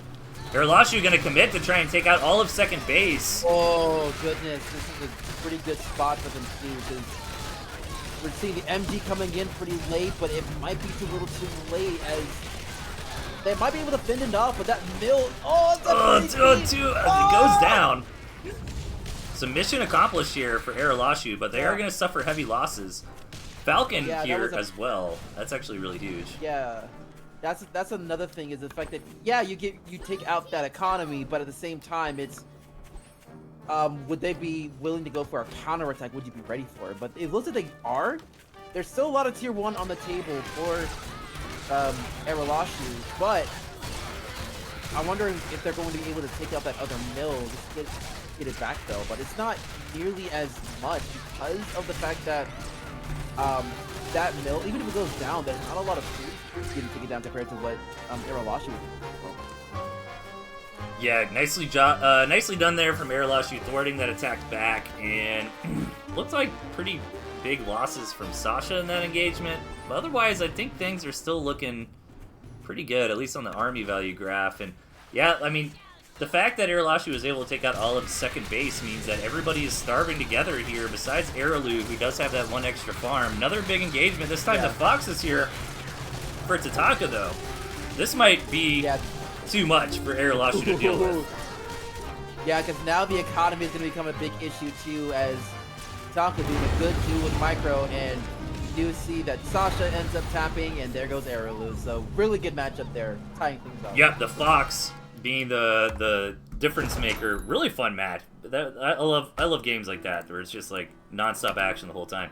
And it was about to get to a really like one of my favorite game states where like everybody's down to like 2 farms, but that Fox from Tataka, you know, made the difference. And hey, I mean that's 360 food that you got to sneak out. I don't understand how some players can do stuff like that, Jason. Like how much food they were throwing at each other that whole time, how close it was, but somehow Tataka could have 360 food, not be part of it for like 2 minutes for the Fox, you know? Crazy. Yeah, it just kind of goes with the creativity that a lot of these players have, being able to kind of keep their opponents busy as they're trying to build up that tier 3, because like that Fox came in pretty late too. Yeah. Like it just popped out as soon as things started to get hairy. But that was the difference maker though. The Fox able to, you know, hit all the high value units on the back end and then just start picking off pigs one by one. And Aralashu knew that was going to be the end there. So let's see what the approach will be in game number 3. We're tied up 1-1 right now. This is a best of 5. So spawning on the left hand side, we've got Aralashu, and up top Urbanka. How is this map looking? Airlu's got a nice expansion. I think it looks okay on... Yeah, it's... Honestly, I probably would have to give the edge a little bit to Urbanka. Not because of the placements of the mills, but because of what the starting mills have become. Because, like, it's very awkward between Aralu and Sasha, with one being on the high ground and one being on the low ground like this. It's a bit of a... It's a little awkward. Yeah, and I think if this becomes a 3-base game, this is very favored for Urbanka, because look at their nice little fortress over here of like 6 mills. Yep. Like that's just beautiful. Where everything's on a high ground pretty much, and for these guys, like they have some expansion they can easily get to, but they're so far apart from each other too. It's just Yeah, and I think that the most important thing is that everybody has a fair shake on getting a natural, because you know that's really what matters most games. And if this does become like a 3-base game, I think Aralashu are gonna have to be thinking about, you know, taking like the 4 or 5 o'clock area. You know, this middle, these 2 middle mills, to be fair. I mean, this, to your point about the high ground, like this one's a lot more defendable because of that. But taking this mill would be a nightmare. Oh yeah, for sure. But they could always take it to build turrets. That'd be good. Oh yeah, that'd be a good thing to have. Just use it to be able to expand a little bit more and get a more defensive favored position, because that's what a lot of this comes down to, is position. And it goes back to what I was talking about with TVs in general, is just like who's able to take up most ground as the game goes on. Yeah. Aralu building a cam, a little bit of lag coming out probably from Aralu. I think we've identified him as the laggy one. Hopefully he clears up. Yeah. Oh, yeah, looks like it's getting better. So, I don't think we had too much lag in the last couple of games. It's been pretty stable. It's been very clean. There hasn't really been any, outside of a couple of hiccups here and there. Yeah. Alright, hoping this lag passes. It's starting to worry me. Yeah, it's getting pretty bad. Let's see. Just gotta wait and hope that that little Okay, it plug. Oh, looks like we're in the. Ooh. pray to the Xfinity gods or whatever they have in Argentina. Okay, we might be good. I set up a couple hiccups here and there. Yep, quick cams out of Airlu. Outside of that, nothing too much to note. We also got some quick skunks from Urbane Olive. So I think the big first decision, like we're kind of looking for 3 different paths that the players can go down. Are you going to try to tech into a tier 3? Are you going to try to get some economy going? Or are you going to try to build just a ton of tier 1 and say go? And we do see Olive with an expansion already. No farms have been committed there just yet. And Airlu will scout that out pretty fast. Okay, it looks like Airlashu are getting ready to move out. Now, Urbane did see that coming, so they should be able to prep and get ready. I mean, considering the fact that Sasha has only put out squirrels so far, you can just imagine that, yeah, they're going to go charge in right now. Yeah. I'm just curious if they're going to try to see if they can put down some defensive stuff. They are going to do that just there, with Sasha putting down the MG, but it's still a little too late for that one. So it's just going to be a straight-up fight. Yeah, Airlashu's units kind of got into a better position faster, but with the defender's advantage, with that angle there, they're going to get thwarted back. And I like the pullback. You know, they tried. Nice mine. Nice baiting those squirrels in the mine. That was really smart. They are going to re-engage here. Can't let that turret get up. That is going to get gunned down pretty fast. But yeah. The skunks in the hands of Urbane Olive with great micro. You know, this attack is going to be thwarted here, and I think that gives a little bit of an edge to Urbanka. Yeah, for sure. I mean, it was a pretty good valiant effort, but like as you said, with the placement of the skunk, because that's pretty much a pretty big thing, because it was kind of in a choky point situation, just a little bit, not too much, but it was just enough to be able to hold back whatever possible angle that they were trying to get into, without it being forced into an engagement. Yeah, campfire coming down here for Sasha. Not seeing any tier 3 or anything like that just yet. We are in the time, about 3.5 minutes into the game, so got to start thinking about next steps here. You don't want to just sit here and build squirrels forever. Are we going to expand? Or are we going to get some tier 3? But then again, I mean, 30 squirrels or something like that is a viable strategy. There is the fox coming down and the badger as well. So double tier 3, just hitting the board, 1 on each side. Sasha's still just trying to be active with these squirrels and maybe looking to deny a gristmill as soon as it kind of gets taken or something like that. Yeah. Let's see, good scouting from both sides. Olive actually sees Sasha take that mill right before burrowing home. And Olive's kind of, right now, I think Urbanka's in the better spot. I mean, that first engagement was pretty even. It felt like, to me, Urbanka got a little bit of a better trade out of it. But the big story here is the second base that Olive has cooking up pretty strongly at this point. And since we're past the 4-minute mark, like, that's going to be, like, the next thing that these guys are going to have to do with Urbane already going hefty in the economy lead. I would imagine that Tatanka's probably going to aim for getting something as well. I'm just curious on when that next one's going to come in.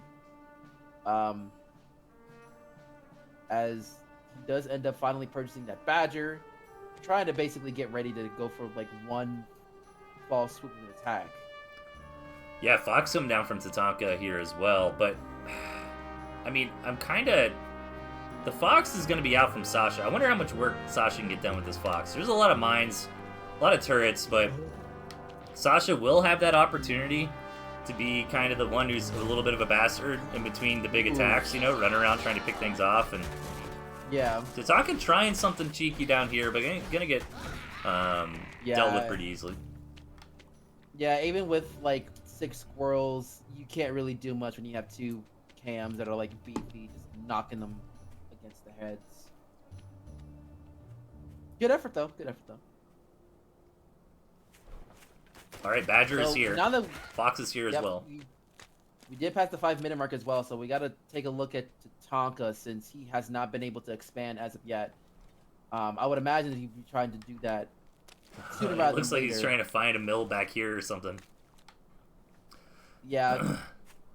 Because that's the unfortunate thing, that even though that, yeah, they do have the 3 high grounds, it's not really that easy to grab, so he's gonna end up grabbing most of the more forward one. Yeah. But now the battle's about to commence. Exactly, yeah, and Tatanka's going to be in a position where whatever mill he takes might end up being like a frontline mill. But here we go, big fight coming through.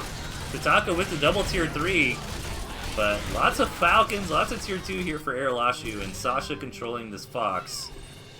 Trying to get as much value as we can. And yeah, I think that mill makes sense for Tatanka, and their team just kind of needs to push the front line a little bit more far forward, right? Yeah, they're gonna have to, because like with this second mill from the Falcons coming in so late, they may be fully behind on eco now, as Sasha's already almost fully saturated on their second mill. We already got a couple of farms on Arrowloos. So, like, they're only a couple of farms behind, but that could become a big issue as the game goes on. But yeah, Tatanka doing the wise thing, trying to farm up as much as he can so that they can stay up, as Tatanka's starving a little bit, but that's going to end pretty soon as that pig gets built up. Yeah, Arrowloos in a similar position where the economy is just kind of down in the dumps. So we might have a little bit of a lull in this game. I think if I'm Lashu, I'm a little bit disheartened. That last attack really did not feel like they had the same power level, and they made the good decision to pull out. But they're rallying for another big hit. And I think it's the Badger that's the problem. Like, Arrowloo really needs to... What's nice is that the Fox is in one hand, the Snakes are in the other, right? So if Tatanka can dive in and get those Snake tags on the Badger, while Sasha just focuses on keeping the Fox alive, like, maybe, but, like, this Badger's a real problem. Yeah, that Badger is going to be one of the main things they want to target and get down quickly so they can go ahead and do the cleanup, but there's not really a lot to counter the Badger outside of the cams. And of course they are bringing in their own Badger of their own, but it might be a bit late for that depending on when Urbanka decides to go ahead and go in for the kill. Yeah, once the Badger comes out, I think it's going to even out the power level of these comps a little bit, and then I think it's going to be Arrowloo and Olive just trying to rail up to Falcons, and the Wolf on the way for Olive as well, by the way, so that is actually scary. I think once the Wolf gets out, I think that the power level of Urbanka's army is just going to be higher.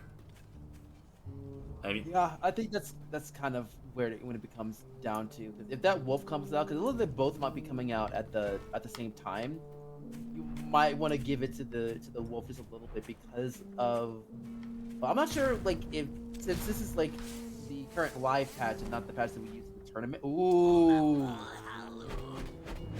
Oh no. Well, the Badger's already here, but this is a nice pickup, $180, and if that Badger ever dies, it's gonna be... Then they can't replenish. Yeah, it's gonna be tough to get a new one. Oh, he's nice fake out with these cams. Oh. That, dude, look at that. I can't believe those cams are still alive. That is wild.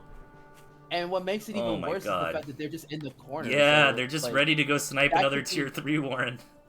Dude. And that's might be what Arrowloo's doing. Oh my here. god, Arrowloo is so good, dude. He's legit one of the best cam players. Like, he's always been a huge cam guy. Now, yeah. Oh, dude, that is so nuts. I would be so mad. Dude, That look is at so that. nutty. Such good value. 360 food worth of value. If these cams die, they've already done their job. Yeah, it doesn't even matter. Yeah, they did what they had to do, considering the fact that they were not able to get caught in the middle of it. Yeah. Taking out 2 Warrens like that, Yeah.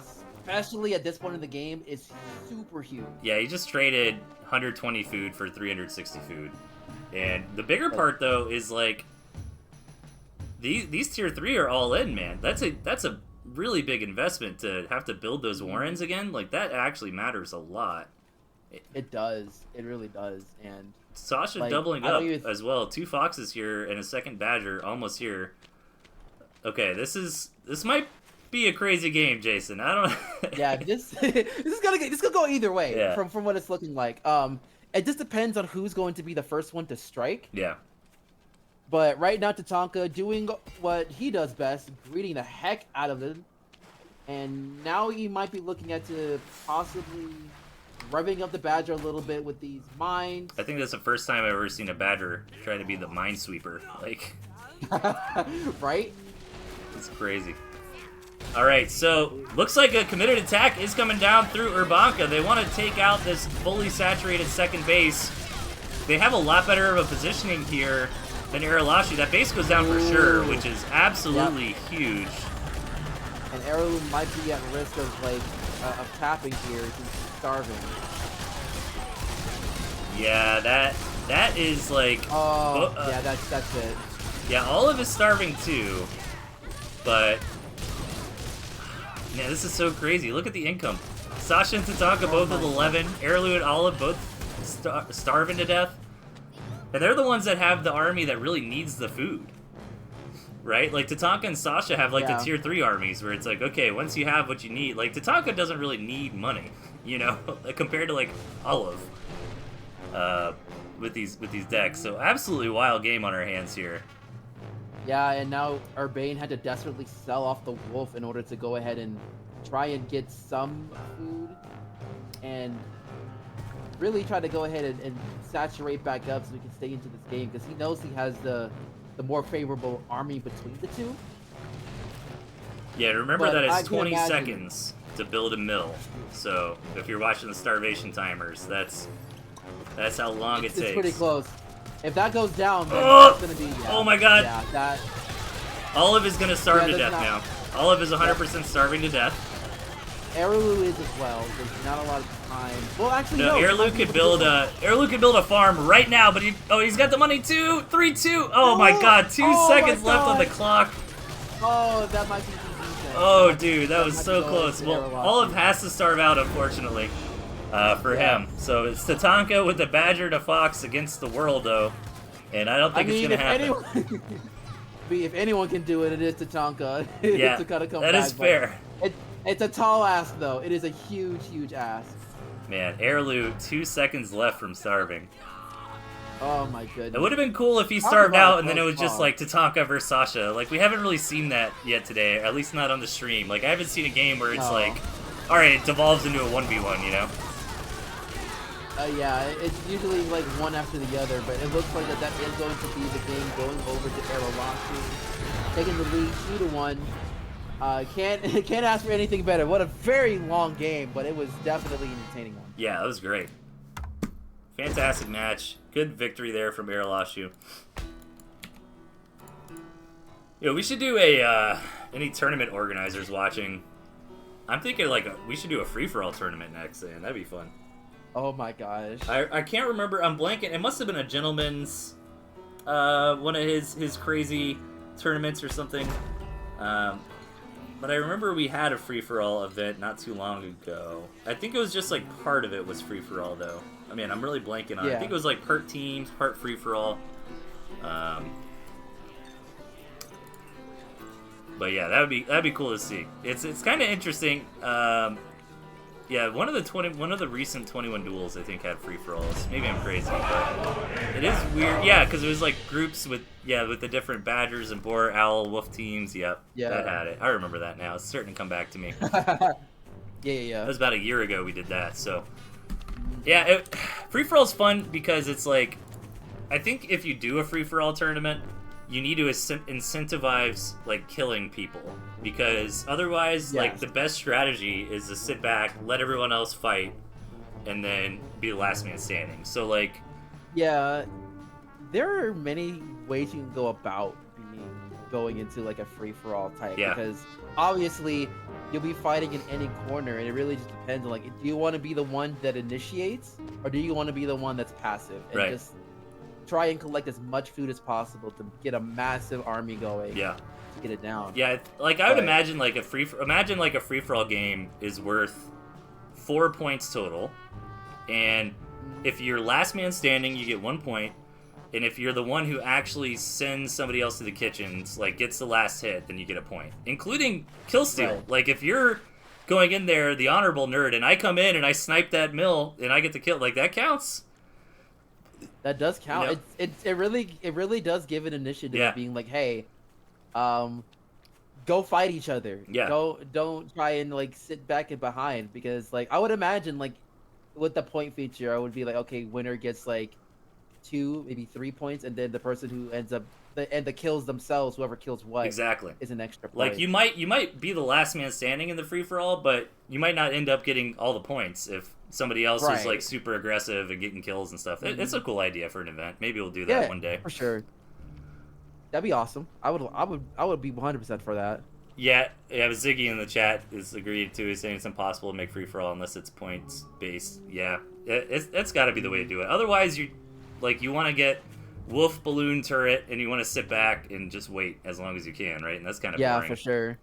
But we might have a proper macro game on our hands. Both sides are expanding up. This map looks okay at first glance. It's definitely a little bit better for Air Lashu. The teams changed their colors, by the way, so no more McDonald's team. Oh, fun.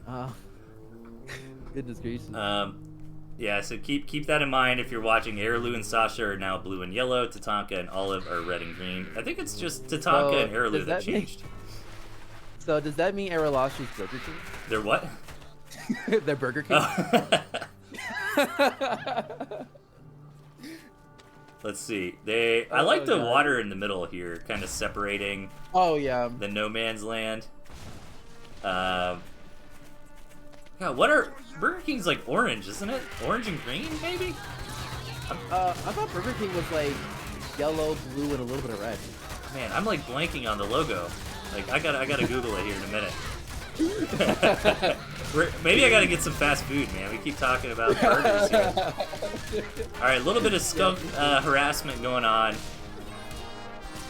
but Sasha's standing tall for now. So they really just need to keep this mill going. Yeah, for sure. And I think that like being able to try and keep that mill going as much as possible is really be a big help. Aerolashu.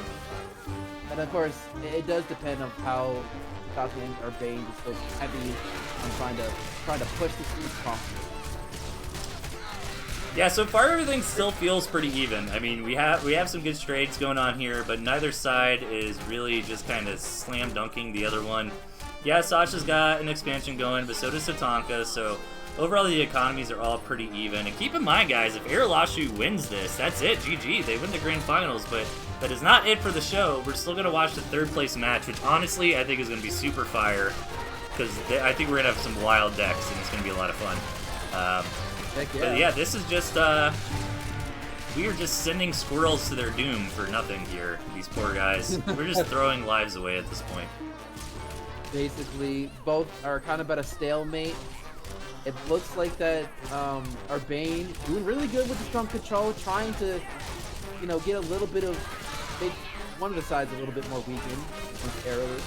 Oh, the wolf is here. I wasn't paying close enough attention. I didn't even realize that. The Airlu snuck out a wolf, and the Badger is on the way for Tatanka, but it's going to be a while until it's actually here. This might be...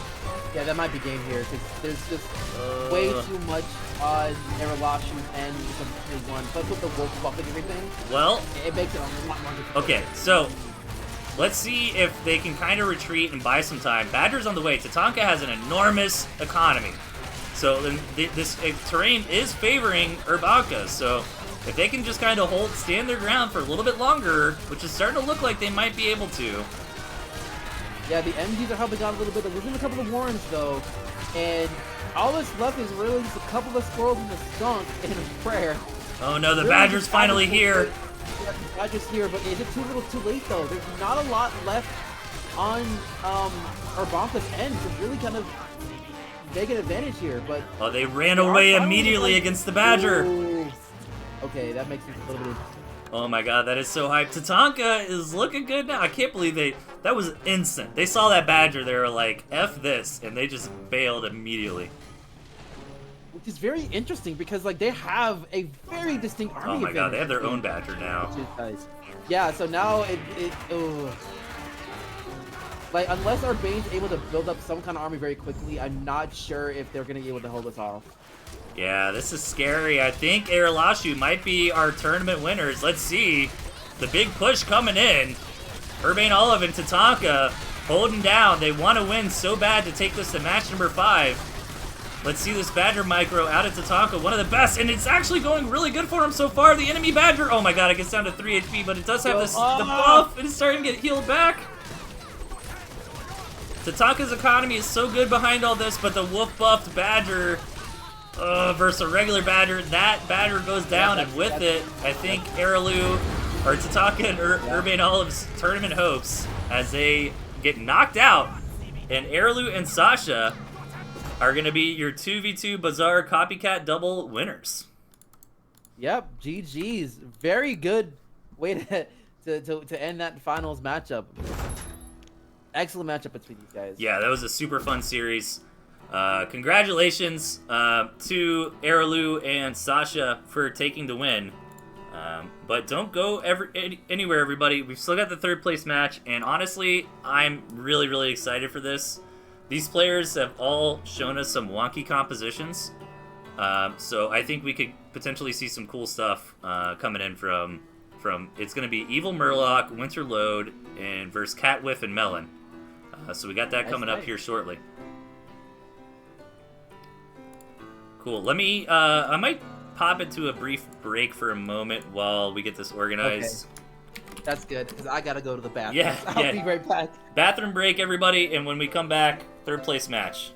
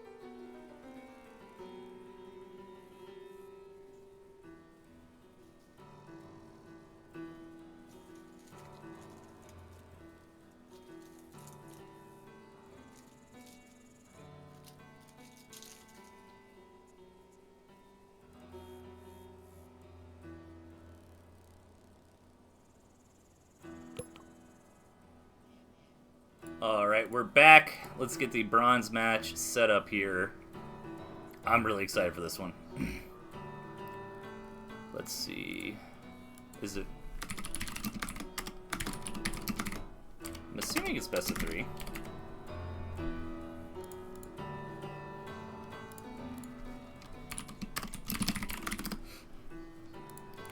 So that's gonna be...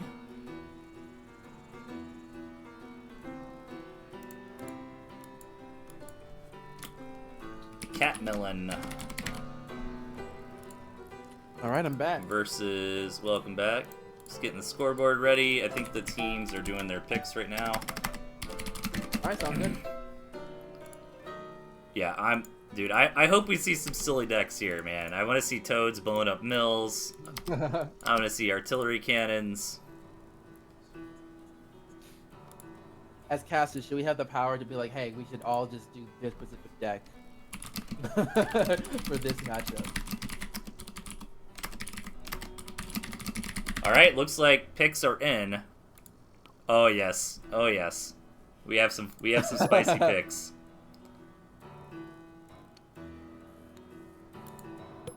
Just waiting for the lobby. Let me know if you end up seeing it. So, Catwinia picked Squirrel, Falcon, Pigeon, Mine, Wolf, Skunk.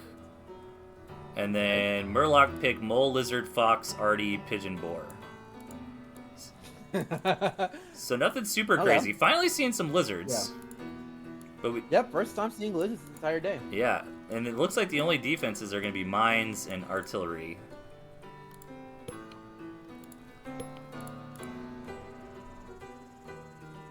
But yeah, super fun.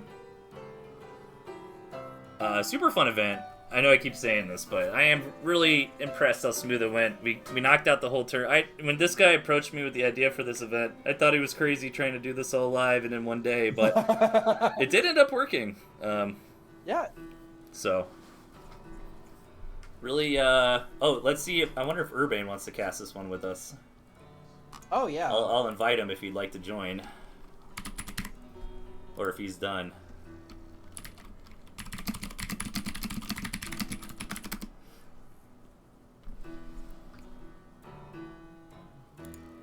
Let me see. Oh. Still waiting on a lobby, I think. Yeah, lobby's still not yet.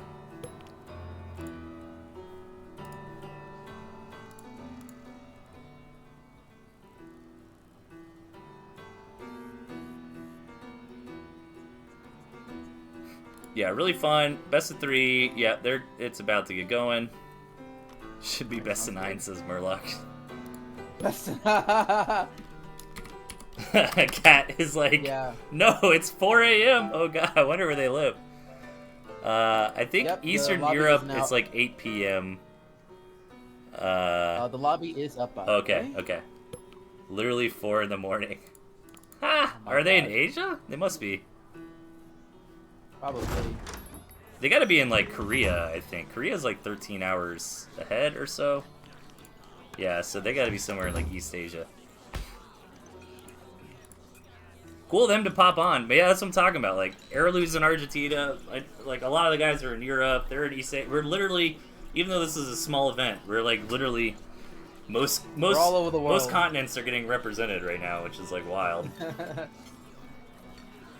Yeah, it's always very fun to be able to see how wide the pool is when it comes to this particular game. Yeah, we're a small little community, but we got everybody from all walks of life. Yeah, that's really awesome.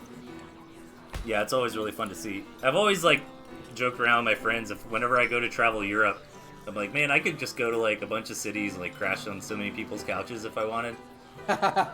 For real though. Go to France and hit up the Gentleman. Go to England, hit up Tosh. Like, I know a lot of Jed Erickson is somewhere in like Scandinavia, I think. One of the older guys. I think this guy is in like Eastern Europe. I can't remember exactly where he is, but I should do that one day. Do a Delphius versus Europe trip. It'd be fun. All right, here we go, everybody. Bronze match between Lock and Load and Catmelon. Evil Murloc and Winterload are a little bit more known. Catwhiff and Melon, I've never seen them like before, but that doesn't mean that they don't play. Like they could, you know what I'm saying? Just because they haven't got involved in events doesn't mean they performed really good. I mean, it's obvious that they're not beginners. So yeah, they show that they got some experience in there. They've done some very creative things, going up against like some of the best players in the game right now. So it wasn't like they were going down, like it was like, all right, this game was done before the minute mark was passed. Right. But it was certainly, there were some very creative things that they've done to really kind of stay in it and be able to show that they have got some experience on their road. Winterload is in Argentina as well, says earlier in the chat. It's interesting. All right, here we go. In the bottom, we got Lock and Load, and up top, Catmelon. So, yeah, so the decks aren't super crazy. We finally see lizards coming out. I'm sad that there's no toads. Like, the Winterload Catwhiff deck is, like, pretty much a ladder deck, you know? Yeah. I mean, I don't think it's, like, hyper-optimized or anything, but it's, like, a fine deck. Like, if somebody was running that, you'd be like, yeah, that makes sense, I suppose. It does. I'm just very curious as to how the lizard's going to be played around here in this particular matchup, because like since we haven't really seen a lot of lizards, there hasn't really been an initiative to go for a full charge, even though there were definitely a couple of maps that was warranted that. So I'm just curious if that changes the pace of this matchup in particular. Yeah, you know what's funny is some of the older 2v2 events we had to ban. Like, we just had to make it to where, like, both of you could take lizards, but you weren't allowed to both go 4-farm double lizard. Was it that powerful? It is actually that powerful, yeah. Like, I'm surprised. I'm not really surprised we haven't seen that this tournament because you'd need both decks to have submitted lizards, and lizards aren't the most popular unit right now with, like, moles being pretty strong. Yeah. They kind of counter them pretty effectively. But, yeah, I mean, it's literally, yeah, if one team just goes 4-farm double lizard, you cannot, like, there's nothing you can do about it. I mean, unless you also went 4-farm double. Like, it's just so many, because think about that. That's like 12 lizards at your bait. Yeah. Like, 6 lizards, you know, the pigs can kind of help with the defender's advantage and stuff like that. I'm like, oh, you get your squirrel out in time. But, yeah, 12 is just too much. Oof. So, a little bit of lag, but it's not too bad. I think we can play through it. And some tier 1 coming down from both sides. Catwhiff needs that last farm. There it is. Yep. Map Cool. looks You get the full pretty 8. reasonable for both sides, I think. Yeah, I think both are pretty.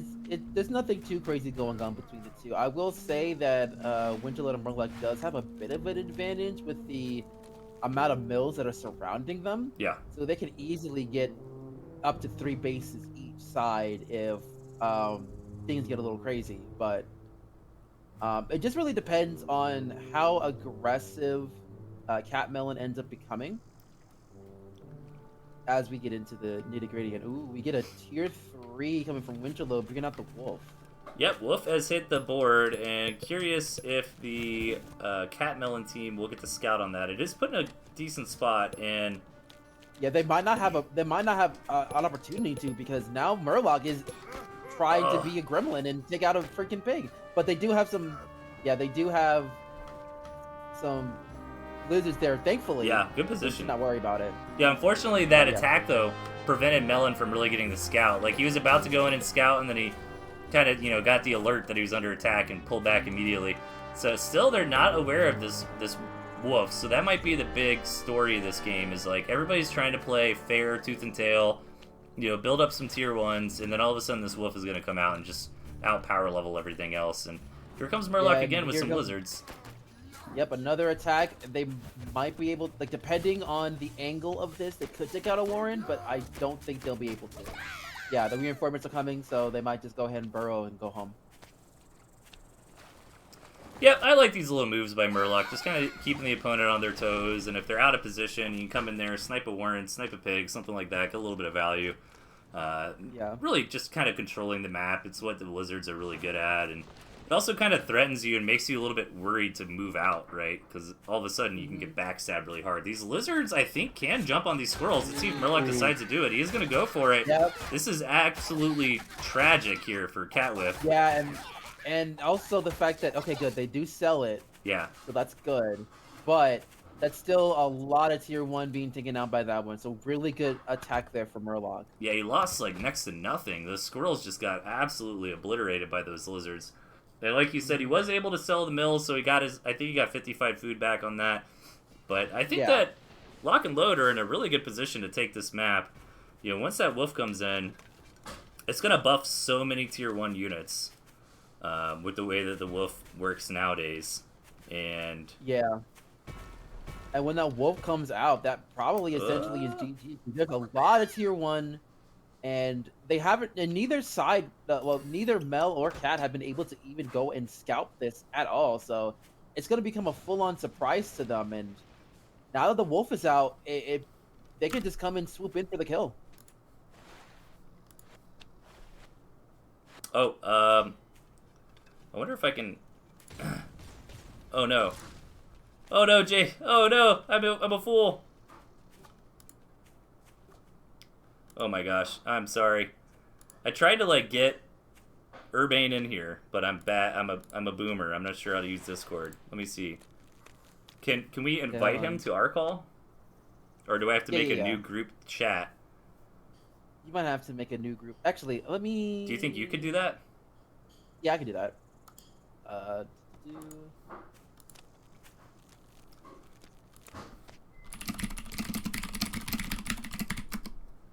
think we have to be friends to be able to.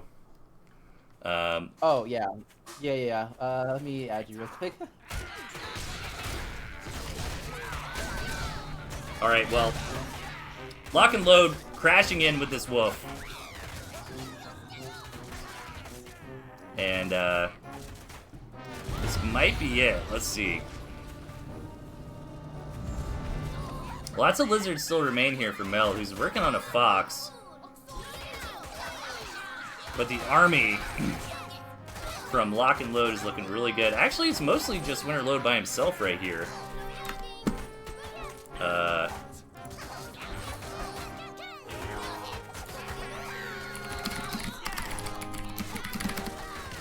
Yeah, so you gotta add Urbane as a friend as well, I think, and then we... I added him. Okay, yeah, you're getting it figured out. Alright, look at this guy. Alright, I'll see you over there. Keep up. Join call. Yo, yo. Hello. Oh, hello, hello, hello. Hello. Oh boy. Here we go. How you doing, dude? Am I mid-game? Oh, I'm mid-game. Let's go. Yeah. Yeah. All So right. there's just a big attack from Winter Load. I think Lock and Load are gonna win this one mostly on the back of this wolf, but Mel is trying to get this fox out. Almost got a fox out for Evil Murloc as well. There's good skunk pressure for sure, but I think this wolf will bring it home. Probably. By the way, we've got Urbane Olive on the chat, the runner-up of the tournament. Welcome. Almost made it. Ah, almost next there, time. so close. I like how I was like, yeah, yeah. cast with me after. You're like, nah, I'm just gonna win the tournament instead. No big deal. And you almost did it too. You were very close.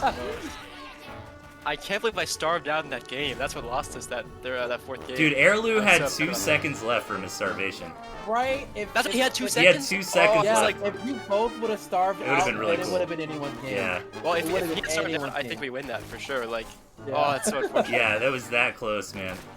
Oh man, I'll have to watch that replay sometime. That's It's crazy. okay. I mean, I kind of feel the same way because I was so like, hey, like we had like one farm left on one of our matches between them two, and we could have gotten that, and would have been like, ah, really? I was so sad. All right, game 1 is going to Lock and Yep. Load here. Lock and Load taking the victory. Is this best of 5 or best of 3? Just a best of 1. Or sorry, best of 1. Oh. Law, best of 3. That's the one. Yeah, we're already done. All right, see you later, Olive. That's great. Sorry, I got. Man, I can only cast for like a few hours, man. I had like know. caster brain now, you know, after being live for this I long. get you. But It was funny. I was in the call with Tatanka, you know, like waiting. We were watching the stream between games. Yeah. I was just like casting to myself. I was like, I looked at myself. What am I doing right now? Like, it's just like an instinct you have. You're like oh, watching. wait, the ferret's gonna get the fox, guys. The ferret. I'm like, what are you talking about? I know, Can right? we just mute it and then I'll cast for you, Tatanka? Yeah, there you go. See? All right. Oh my lord. The pit. So it's gonna be the same decks. So I think the general theme of that last game was it was a lot of tier 1 pressure from both sides, but Winter Load was able to sneak that wolf out. So I think this time around, and honestly, there was a point where like so many lizards got lost for free as well. I mean, I'm sorry, so many squirrels got taken out by lizards when Catwhip went to expand. So I think we can have a better, you know, a nice equal game here. That was definitely back and forth for a moment, but I think those are the 2 highlights, when the lizards just got all the squirrels for free, and then that wolf coming out and just really increasing the power level for Lock and Load. Boy. Do we know who picked which deck? Yeah, I could find that out real quick. Catwhip, oh yeah, I just remember, Catwhip took the deck with the Artie, and Okay. I believe it was Alright. Winter Load who took the wolf deck. So That makes sense. Okay. this map, actually, I like this a little better for Catmelon because, you know, these 2 expansions down here are really, really safe. Like, they're actually pocket, right? If you look at the mini-map, you cannot get to these bases. Can we 1 second? Are we Yeah. calling him Catmelon? Is that what we're Yeah, calling him? Catmelon versus Lock and Load. Oh, okay. Well, Gotcha. I think they I do signed like up Lock with and the Load. name Melon, so I just called him Melon. But Okay. Cat Great. melon. and No, I like that. they have a disadvantage. Apparently, they must be playing out of like Asia or something because it's 4 in the morning for them right now. Ooh. Oh wow. Ooh. Oh boy. Hope you got that coffee next to you. Yeah. So I bet they'd love to get the bronze win here, and I believe there might be prize for bronze. I don't quote me on that. I can't remember if the prize was forget. just for the finals or for bronze as well. I guess we'll see. But Yeah, apparently I won something. So yeah. Hey guys, add that to the tournament winnings list. Can we? You can we get are the tournament now winnings? a professional gamer. You have It's so true. you've made Oh my money God. from playing Tooth and Tail. Yeah, I'm a Tooth and Tail Hell pro yeah. gamer. I got like $5 Oh, yeah. Steam gift card one time or something. We gotta work in this prize pool here, guys. I think that we can level up a little. We need just that one rich guy. Like, we need to get. True, dude. We need that like one like millionaire dude who's just really into Tooth and Yeah. Tail, and he's like, yeah, $10,000 tournament, let's do it. You know, it means like nothing to them. I know. There's like 18 people playing the I mean, $10,000 like- tournament. Like, It's like, hey, you know, we'll just drop like 10K on the line. Yeah. And there's nothing too big. Just nothing casual. crazy. You know, maybe pay the casters a grand or two. A-Farm Ooh. Wolf here from Winterload. Yeah, you see a Wolf. Yeah, Wolf early on. Very interesting choice here. I think they might be going for the same plans that did last game. Yeah. Just go for the early Wolf.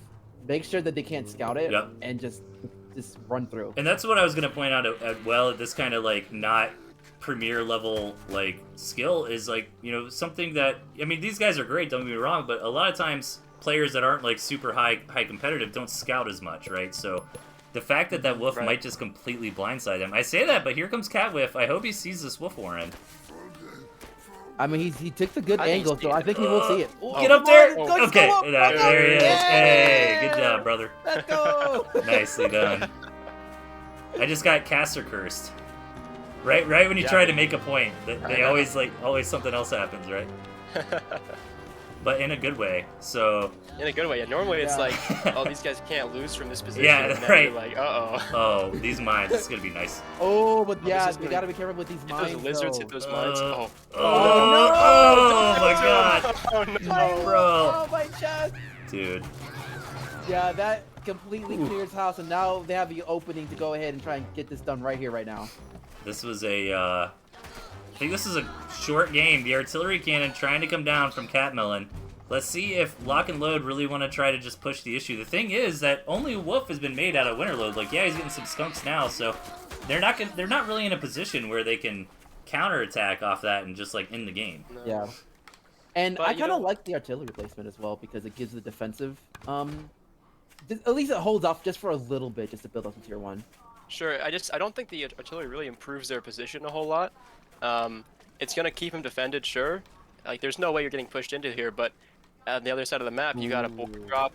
Yeah. I'm assuming you'll see probably a fox here. Yeah. There it Oh goes. boy. Well, So actually, now yeah, we're going. you know, one thing that is nice about this arty is the fact that these are pocket bases down here. So in a way that this arty is like technically covering the expansions as well, which is a little bit of bonus points. But yeah, I mean, are they going to be able to Yeah. turtle up and fight It these tier depends. 3? If they were able to, they really need to expand, you know? I think this Yeah. is the time to expand for sure. Oh yeah. Oh. So Murloc decided to go ahead and go for a ninja base here. Oh, taking one of those yeah. expansions that we were talking about. Oh, that was Murloc. Oh, I was like, no. no, oh, that was good Murloc. expansion, That was good expansion. Murloc. Dude, if Wait, Murloc what? goes down there and just starts like Bro, farming that, I just saw that red and he's in the corner. Oh no! Oh no! There's no way this works, right? They, That they is- must expand at some point and see this. They It's funny, have to though. It is, but oh, that's a very unfortunate there. Because I'm not even sure if they are aware. Are they aware of it though? no, I don't think they. But I like. they- Why would you go down there to scout? You know, like you're Right, like, hey, it's those are really our go down bases there. whenever we want them. And Right, yeah. Yeah. I think Mel did scout it because I just looked at their POV and they did went down there. But even then, I really wish that they would have gone down there just to see what's going on because that's asking for a disaster. to yeah, and is happen. Murloc actually gonna farm here? He is. Oh, he what a is. Oh chat. my Oh. god! He's got the boar fox in the back. That's so Ninja funny. farming in their pocket base. Oh, That's okay. success. Here's that scout, Jason. So, oh, but he didn't go Wait, far please, enough. no, go back, please! Cat, No, no! like they know the bases are there, but they don't know Murloc has it. Oh gosh. Because if they know that's there, they can just Oh, knock easily. out easy 120 food. But Oh, at the yeah. same time, it's just like now that the attack is coming, it's just oh man. Well, how far away are Catmelon's tier 3? They've almost got a fox. I mean, they should be safe with this already to some extent. They don't Yeah. want to take this fight out here, though. They need to pull back No, they under the really need to safety of pull they that arty. can't. They can't go for their fight. Oh, they want it. no, They're get trying to the make ball another first. arty, but that's not going to happen. Oh no, not at all. Like that's going to get canceled very quickly, and that might leave an It was opening super too. rough. And honestly, I don't think the already even enough now. The fox is here, but there's no defending power Yeah. really.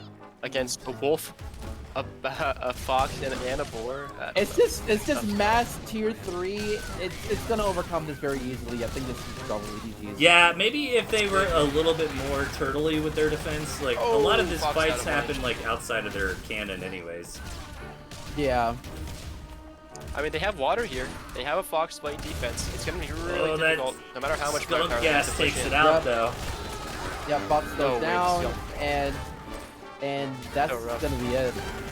Yeah, with the Fox gone, I can't say there's a whole lot of way back into this. They could probably just focus the middle at this point, but either way, they're getting choked out slowly. Yeah. Sam Murloc is farming in the west side of the map, and it's just Yeah. like this is just not Like- what you want to see. If Murloc was cheeky and decided to put some moles like over in the side, just casually, just have them Yeah, come just in go and for the give, ninja whip snipe, with that'd be the kill. Yeah. For real though, like it'd be so sad, but at the same time, just like yeah, they're just playing with their food at this point. I mean, well, Murloc has locked them into this position. When they used to have, oh look, we have this nice back expanse. Now they're stuck inside of this. They can't even go outside because they got two Arties on their front line. One's Yeah. halfway built.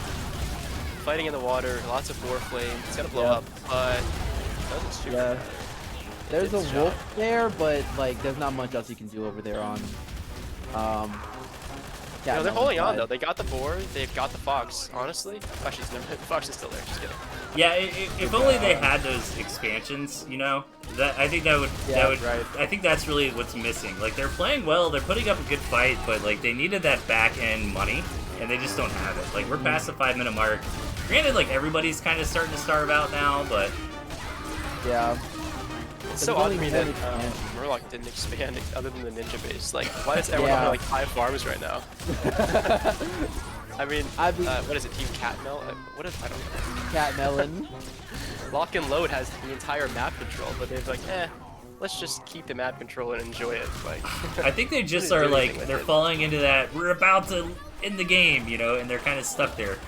Yeah, this Yeah. one artillery kit. It's so funny. Like both sides just like have artillery in such a way where it's Yeah. like, oh, if you push a little bit too kind of far. a stalemate almost. And honestly, there's not really any squirrels here from the side of Lock and Load, and they're actually gonna be able to get this artillery cannon down with the Falcons, I think. Yeah, they're really relying Wow, on the this fox. is a That's- real turnaround at this point.